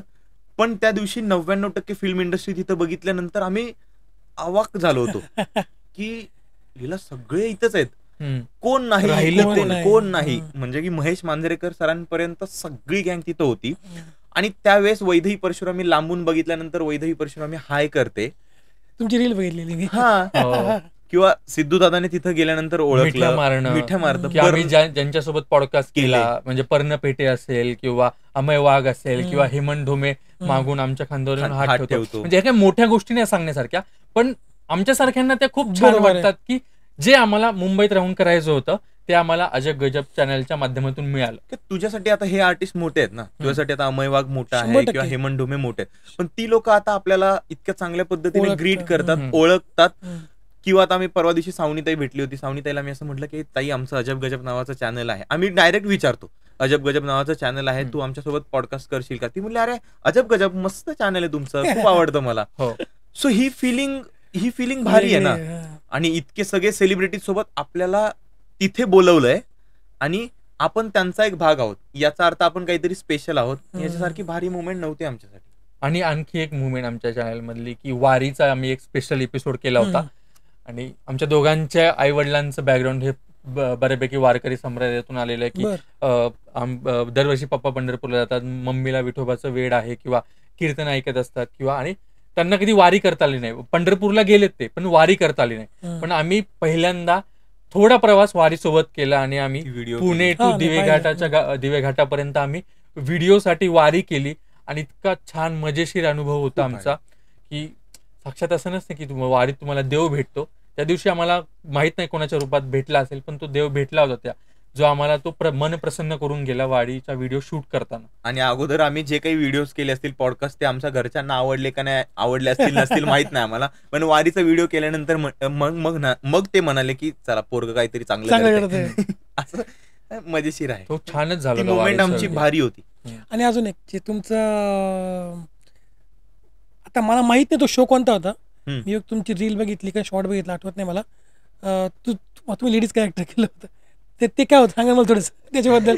ही माझा प्रश्न नाहीये, मला सहज डोक्यात आला आता म्हणून विचारलं मी. सो मगाशीच पहिल्या उत्तरात सांगितलं की आम्हाला जी कंपनी फंडिंग करते TWJ, सो त्याचा 6वी अॅनिव्हर्सरी होती आणि दरवर्षी आम्ही अॅनिव्हर्सरीला असा मोठा शो ऑर्गनाईज करतो आणि तिथे जर आपल्यासारख्या एखाद्या कलाकाराला काय हवं असतं, जर स्टेज हवं असतं, सो ते स्टेज आम्हाला ती कंपनी देते आणि दरवर्षी तो कॅनव्हास नावाचा आमचा कार्यक्रम असतो, तो इतका भन्नाट असतो, इतका भारी असतो ना.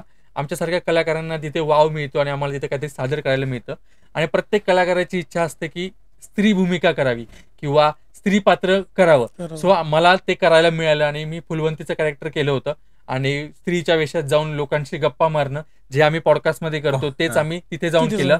आणि थोडीशी कॉमेडी केली, थोडीशी खेचली, थोडीशी मजा केली. सो तिथेच आम्ही ते केलं की ते फुलवंतीचं कॅरेक्टर मी साकारलं. आणि माझ्या आयुष्यातल्या ज्या काही अपुऱ्या इच्छा राहिल्या होत्या त्या अजब गजबमुळे आणि TWG मुळे पूर्ण झाल्या असं म्हणता येईल. सो खूप भारी वाटलं होतं मला ते काम करताना. सो ती आठवण होती. वा. तर आता आपल्याकडं एक रॅपिड फायर आहे, ठीक आहे. तर आता रॅपिडली उत्तर कोणी आधी द्यायची, त्याने द्यायची की मी आधी द्यायची ते सांगायचं. काही प्रश्न तसं मी आम्ही दोघांचे हिशोब घेतले बरं का. हा. ओके. दोघं विचार. मिळून द्या, असं काही नाही विषय. विचार. रॅपिड फायर म्हणजे एकदमच की असं नाही, उद्या Instant. नामरू द्या. Okay okay. ओके. तर मग सर्वात जास्त हसलेला एपिसोड कोणता होता? हसलेला म्हणजे त्यात तुम्ही सुटले, म्हणजे तुम्ही पण गेस्ट पण. मला असं वाटतं विजू माने. विजू माने. वा. अनप्रेडिक्टेबल गेस्ट, मला असं वाटलं की हा नसता आला पण आला. अमेवा. Unpredictable guest. अमेवा. अमेवा का? की नसता आमच्याने तो क्रॅक झाला म्हणून असं वाटतं की अमय दादाचं तू जर बघशील कधी भेटशील भविष्यामध्ये की त्याचा एक वेगळा ऑरा आहे त्याच्या आजूबाजूला. हम्म. असं वाटलं नव्हतं की अमय दादा क्रॅक होईल, पण पण झाला. आमच्याकडे आला, त्याने मस्त छान गप्पा मारल्या आणि खूप छान वाटलं त्याला भेटून. आम्हाला असं म्हणजे इतक्या लवकर आमच्या चॅनलवर येईल असं वाटलं नव्हतं. वाटलं. आणि शाहरुख खानला भेटलेला एक माणूस आम्हाला भेटला याचं तर हा. अजून जास्त खुश होतो आम्ही. हो. ओके. तर मग शिवम दादासाठी लीला दादांची एक इरिटेटिंग सवय, एक इरिटेटिंग Irritating सवय सवय. जी आवडत नाही. काय वाटतं? सांगायचंय, on option camera नाही. सांगायचं हा असते. On camera on camera. कसं सांगणार सांगावं लागेल आता काय. आहे, त्याला मुलींची फार आवड आहे. बापरे. हे ऑन कॅमेरा नंतर मग सांगायचं. काय सांगणार होतो मी. अरे म्हणजे की त्याला जर मुली आजूबाजूला असतील ना की तो खूप एनर्जेटिक एकदम fresh. असतो. त्यामुळे आता तो मलाही रिप्लेस करणार आहे आणि आता माझ्या जागी लवकरच तुम्हाला एक नवीन मुलगी दिसेल. ठीक आहे. Breaking असं काय news. होणार ब्रेकिंग न्यूज. आणि सेम इरिटेटिंग नाही म्हणता येणार. सांग माहिती तुला बोलायचंय. हे चांगलं बोलून झाले ऑलरेडी. आपल्याला आता थोडंसं इरिटेटिंग एडिटिंग असं म्हणता नाही येणार, पण की- सांगणार तीच आहे. हा. की तो लोकांचं ऐकत नाही जास्त. बरं. त्याला ते मनाचं करायचं असतं ते करतो. हे जर चांगली गोष्ट आहे, सेम हे चांगली मी गोष्ट ऐकत आहे, कोणाचं. पण त्याने ते ऐकलं पाहिजे. कधी कधी ऐकलं कधी पाहिजे. कधी कधी ऐकलं ऐकलं पाहिजे, पाहिजे. right. आणि इफ जर त्याची एखादी गोष्ट नाही आवडत असेल आणि जर ती काम म्हणून करायची असेल तर त्यातनं तो लगेच ऑफ होतो. हे मला आवडत नाही त्याचं. बरं. ही एक इरिटेटिंग गोष्ट आहे. अजब गजब. एका शब्दात काय, दोघांनी सांगा. माझ्यासाठी माझा पुढचा आयुष्याचा गोल आहे. हो. अजब गजब फुल लाईफच आहे आमची ती. Every- अजब everything. एव्हरीथिंग. एव्हरीथिंग. म्हणजे सिनेमामध्ये जरी आम्ही गेलो तरी पण अजब गजब सोबत असेल. कुठेही जाऊ आम्ही अजब गजब सोबत असेल. तर मग एक ड्रीम गेस्ट बोलवायचं ठरलं तर कोण असेल? शाहरुख खान. याच्यावर काहीच डाऊट नाही. याच्यावर नाही. काहीच डाऊट नाही. पण आता लोक कमेंट करतील का तुम्हाला हिंदीतला नट हिंदीतला वगैरे? नट पाहिजे. आम्हाला पाहिजे. पाहिजे. आम्हाला बोलायचं शाहरुख खानशी, आम्हाला गप्पा मारायचे ते. आणि आम्ही शाहरुख खान सोबत पॉडकास्ट करणार आहोत हे हा. आम्ही कधीच मॅनिफेस्ट Manifest केलं आणि आम्ही केलं. ते करतोच नेहमीच कारण आज करतो. ते उद्या होईल ते. उद्या होईल. उद्या म्हणजे भविष्यात. हो. पण मराठीमधलं सांगायचं म्हणलं तर कोणाचं सांगू बरोबर. आपण? हा, मराठीमध्ये. मराठीमधलं सांगायचं म्हणलं तर मराठीमधले आता बघा, मला असं मला- वाटतं की सगळेच ऍक्सेसिबल झालेत, त्यामुळे हा पण मिळू शकतो. अशोक सराफांसोबत करायचा होता. आमचं मामांसोबत बोलणंही झालं होतं पण अनायसे नाही झालं आमचं. हं. नाना पाटेकरांसोबत वाटू शकतं की त्यांच्यासोबत एक पॉडकास्ट नाना करायचा. पाटेकरांसोबत नाना करायचं. नाना पाटेकर. पाटेकरांसोबत. माझ्याकडे तर 2 व्यक्ती आहेत, अशोक सराफ आणि समीर चौगुले. हे Okay. दोघांना मला समीर भेटायचं. चौगुले समीर तुला चौगुले पुढच्या आठवड्यात आम्ही देतो आपण तुला. करून आम्ही देऊ. line up कॉन्टॅक्ट देतो. करून तेवढं माहिती करता. बस आम्ही line कारण up मी करून त्याचा देतो. आत्ता नाही, मी त्याचा आधीपासून इतका मोठा फॅन आहे. मी आज नाही, मी म्हणजे बऱ्याच व्हिडिओमध्ये बोलले सुद्धा, नेहमी सुद्धा म्हणलेलं आहे मी की मी समीर दादाचा इतका मोठा फॅन आहे की त्याचा मी कोणताही एपिसोड मिस नाही करत. म्हणजे मी शाहरुख खानच्या पेक्षा मोठा फॅन म्हणून की मी समीर दादाचा आहे. अरे वा. वा. आपण समीर चौगुलेंसोबत तुमचा ट्राय करू. करू. आपण तुम्ही लाईन करा. अप पुढच्या आठवड्यातच तुला देतो. तू फक्त तुझा वेळ काढ. तुम्ही सांगा, मी मुंबईला anytime जावं लागलं यायला तर तयार आहे. मुंबईला जायची मुंबईला तयारी पण ठेव. जायची तयारी माझी, काही बस, प्रॉब्लेम नाही. तुझं झालं. पुढच्या आठवड्यात तू Anytime. शूट करतोय समीर दादाचा podcast. Okay, thank you so much. बरं ठीक आहे, व्हायरल होण्यासाठी एक टिप काय सांगाल आपल्या सगळ्या गेस्टला जे युट्यूबर्स आहेत किंवा जे जेन्युनली Instagram तुम्हाला जो वरच? वाटतंय तो कंटेंट लोकांसमोर मांडा. फक्त तो वल्गर असता कामा नये. हा. Okay, genuinely right. तुम्हाला असं वाटतं की ही गोष्ट लोकांना आवडेल, ती गोष्ट आतून जर तुम्हाला वाटली ना तर ते तुमचं सोशल मीडियावर येऊ द्या, तुम्ही व्हायरल व्हाल. आपण एक आविर्भाव घेऊन जातो, तो आविर्भाव नाही घेतला पाहिजे असं वाटतंय Right. मला. जे तुम्ही ओरिजिनल आहात तेच तुम्ही ओरिजिनल प्रेझेंट झालात तर, कारण की तुम्ही आविर्भाव जर घेतला तर तुम्ही तो किती दिवस घेणार आहात. बरोबर जर आहे. तुम्ही रिअल गेलात आणि जर तुम्हाला आवडतंय तर ते लोकांना पण आवडणार. वा. So that's it. संपलेत That's माझे it. प्रश्न. हो. नंतरचे मी प्रश्न कट झालेत कारण आपण आमचं आधी पण बोलता तसंच बोलता होतं. फ्लो मध्ये इतकं निघून गेलं की नंतरचे प्रश्न जवळपास तुम्ही बघा 3 शीट होते. हा. मी त्यातले फक्त 5-6 प्रश्न घेतलेत कारण ऑलरेडी सगळं कव्हर झालंच होतं आपलं. कित्येकदा तर आम्ही पण अशी पानं वगैरे घेऊन येतो आणि फाडतो वगैरे गेल्यानंतर त्यातलं काहीच आम्ही काहीच विचारत नाही. विचारत नाही. आमचा जो आम्ही ज्या स्पॉन्टेनियस गप्पा मारतो त्याच इतक्या छान होतात की ह्याच्या पुढचा प्रश्न काय विचार. माझा सेकंड प्रोग्राम असेल नाही का ज्यावेळेस मी याचा जास्त विचार पण केलेला नाही. पहिलं म्हणजे नेहमी झाला हो. आणि दुसरं म्हणजे तुमचा आता. अरे वा. याच्यामध्ये स्क्रिप्टचा प्रश्न त्याच्यात आहे थोडंफार, नाही असं नाही. हम्म. मी हे का लिहितो कारण काही पॉईंट्स मिस नाही आले पाहिजे माझ्याकडून, हा माझा हेतू असतो फक्त. पण या दोन्ही व्हिडिओमध्ये असं झालं की मला गरजच नाही पडली स्क्रिप्टची. मी म्हणजे विचारच नाही करत. आणि नाही आम्हाला पण खूप भारी वाटलं की स्पेशल कॉर्नर मराठीमध्ये येऊन की तुझ्या मनामध्ये जे काही प्रश्न आहेत ते तू विचारतोस आहेस, पण एक पॉडकास्टर म्हणून तू स्वतःचे पण अनुभव सांगतोय. सांगतोय. ही खूप भारी गोष्ट आहे आणि हे अनालाइज जर तू केलं ना तर हे पाहिजे 100%. सो ती मला खूप भारी गोष्ट आवडली आणि आपल्या गप्पांमध्ये 1.5-2 तास झालेत कधी कळलं पण कळलंच नाही. नाही आपल्याला. अजून कुठले गेस्ट असतील जे बिचारे ते बाहेर उभे बाहेर उभे असतील, असतील. ते शिव्या देणार घालत आहेत. असतील. आम्हाला पण काय माहित तुमच्या तुम्हाला नाही, मामाचा मला वेळ माहिती. गेला. त्यांनी चप्पल खाली काढून आली असेल तर बरं, नाहीतर चुकून काय व्हायला पडणारच नको. आहे. आणि हे सुद्धा मी फ्रँकली सांगेन की तुमच्याकडून शिकलेलं आहे की सगळंच विचार नाही करायचं बोलताना.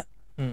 हा, ठीक आहे, नाही, बोलताना आपल्याकडे विचार एडिटिंग करायचा. आहे, हा. लग्न करता आता येतं, एडिटिंग आहे. आहे. हा, लाईव्ह करीन तेव्हा थोडासा विचार करून बोलू आपण. हो. लाईव्ह करताना हा सगळं व्यवस्थित घेऊन कर. हा. पण मजा आली आम्हाला. आम्हाला खूप Thank you, मजा आली. thank you. आमचा पहिला पहिला पॉडकास्ट पॉडकास्ट असेल ऍज अ आणि गेस्ट. भविष्यात आम्हाला जर छानसं फेम मिळाली, यश मिळालं तर त्याचं 1% यश तुझं असेल की तुला असं वाटलं नाही, की नाही. आमच्यासोबत पॉडकास्ट करावा करावा. किंवा बोलावं. सो तुमचा पहिला पॉडकास्ट आहे त्यामुळे त्यासाठी तिकडची बाजू Thank you. भारी भारी असते. असते. आम्हाला इथे बसून आम्हाला दडपण आलं होतं. आम्हाला तिकडच्या बाजूचं कधी दडपण नाही, येत नाही, नाही. हा. तू आम्हाला आता सांग महेश मांजरेकरांचा पॉडकास्ट करायचा आहे. आम्हाला 10 प्रश्न ठरलेत आमच्या डोक्यात महेश मांजरेकर सरांनाही विचारायचं आहे. पण आम्हाला इथे बसून आज थोडं दडपण आलं की इथे बसून कसं बोलतात किंवा काही. मी जर तत्पप झालोय, तुम्ही माझे जर फंबल अवॉइड करता आले तर अवॉइड करा. मी खूप प्रोडक्टिव्हिटी असायला खूप फंबल मारलेत. पण मजा आली Same. खूप आम्हाला. मजा आली, आम्हाला खूप मजा आली. आणि प्लीज द स्पेशल मराठी कॉर्नरला, स्पेशल कॉर्नर मराठी ना, तर स्पेशल प्लीज स्पेशल कॉर्नर मराठीला सबस्क्राईब करा. लवकरात लवकर त्यांचे सबस्क्रायबर वाढले पाहिजेत. सो त्यांना पण छान छान त्याला जे पाहिजे त्याच्या मनातले गेस्ट सगळे मिळू देत. आणि त्याचसोबत जमलं तर अजब गजबला पण सबस्क्राईब. जमलं तर नाही गजबला करा. फॉलो करा. अजब ते बिजबला महत्त्वाचं. फॉलो करा, युट्यूबला सबस्क्राईब करा आणि चॅनल मोठं करा. आपलंच चॅनल आहे, तुमच्या आमच्यातलंच चॅनल आहे. येस, मजा स्पेशल येईल. कॉर्नरला पण तुम्ही सपोर्ट करा. कारण की अरे, तो thank you. जर तुम्ही सबस्क्राईब नाही केलं तर आपल्यासारखे भारी भारी गेस्ट तो घेऊन नाही नाही येऊ येऊ शकणार आहे. शकणार. बरोबर. अच्छा, आपल्यासारखे म्हणलं तू स्वतःलाच भारी म्हणलेला आहे. असं थोडं जाताना छान छान म्हणायला पाहिजे. वा वा वा. Yes. So thank you so much. तुम्ही दोघांनी इतका टाइम देता मला. 1.5 तास झाले जवळपास. आपण 1.5-2 तास झाले गप्पा मारतोय. तर थँक्यू सो मच. आणि आमच्याकडे छोटीशी आडून मिळते तुमच्याकरता स्पेशल कोणाकडून. हो, दिले ठेवलेत त्याने. लक्षात होतं का? आमचं कारण की आम्हाला माहित होतं ना कुठले मोमेंट कुठले. आमचे डोळे जर इकडे असतील इथले तरी नाही, आमचे मला ते डोळे, दिसलंच नाही तो काय करायला ते. आम्ही तुझ्याकडे बघत होतो पण मला ह्या डोळ्यांनी दिसत होतं की तो घेऊन आलाय. ओके फोटो बिटो सापडून आले. प्लीज. ते दोघांचं सेपरेट आहे. ओ, Thank you so much. बापरे. द स्पेशल कॉर्नर कडून आमचं जसं पहिला पॉडकास्ट आहे तसं आमचं हे पहिलं गिफ्ट आहे आम्हाला मिळालेलं. वा, ही स्पेशल खास गोष्ट आहे आमच्यासाठी. Please. Thank you. Thank you so much. DP लावले ना त्याने. हा ना. डीपी आहे ना. हा. डीपी नाही, मी तुमच्या दोघांचा मागितला होता आधी. हा. हा, पण दोघांचा बसला नाही मी नाही पाठवलेला. नाही बसायचा प्रश्नच नाहीये. मी एकच येणार होतो नंतर विचार केला 1-2 पॉईंटच नाहीये. हेच तुझं गिफ्ट आहे, म्हणजे हेच तुझं दुकान आहे ना ते. हा ऑब्विसली. हे भारी आहे तुझं ना. घरचा बिझनेस आहे तुझा. नाही, स्टार्टिंगला नव्हतं माझं. हा का? स्टार्टिंगला मी बाहेरून आउटसोर्स करायचो, पण अच्छा, अच्छा, नंतर हेच तू मग सुरू स्वतः केलं. सुरू झाल्यावर मग स्वतः गिफ्टला पण त्याला फॉलो करा तुम्ही. असलं Yes. गिफ्ट मारवा. खाली छान छान. कमेंट लिंक इन खाली. Link येईल. लिंक येईल आणि आपल्या दोघांचा फोटो business असा दाखवू करतोय. ना. इथे हा इथे बघा असं. आपल्या दोघांचा. हां, सो असंच तो छान छान गिफ्ट तुमच्यासाठी पण बनवेल. तुम्हाला तुमच्या प्रियजनांना जर गिफ्ट द्यायचं असेल तर तुम्ही त्यांना कॉन्टॅक्ट करा आणि असे छान छान कप घेऊन जा त्याच्याकडून. आपणच मोठं करायचं रे. दुसरे अरे, आपण मोठं माणसं. करणार आहे. चलो थँक्यू. भेटूयात बाय. पुढच्या पॉडकास्ट. हे सॉरी आपलं- माझा पडकाच तुमचा नाही. चुकतंय काहीतरी. चुकतंय. सवय आहे. सवय लागली आता. हम्म. Thank you so much. So that's it for today guys. जर तुमची स्टोरी, तुमची गोष्ट इतरांना इन्स्पिरेशन दिलाशी असेल किंवा तुमचा कोणता स्टार्टअप असेल किंवा तुम्हाला कोणत्या विषयाचं सखोल ज्ञान असेल तर मला या नंबरवर व्हॉट्सअप करू शकता किंवा कॉल करू शकता किंवा या ईमेलवर मेल करू शकता. आणि जर तुम्हाला पॉडकास्ट आवडला असेल तर लाईक करा, चॅनलला सबस्क्राईब करा आणि बेल आयकॉनला प्रेस करायला विसरू नका. कारण का मी नाही म्हणतो की the best is yet to come. आणि मला तुमचे विचार कमेंटमध्ये नक्की सांगा आणि हा पॉडकास्ट तुमच्या फ्रेंड सर्कलमध्ये नक्की शेअर करा. तर भेटूया एका नवीन एपिसोडमध्ये एका नवीन गेस्ट सोबत. तोपर्यंत see ya, have a good day and bye.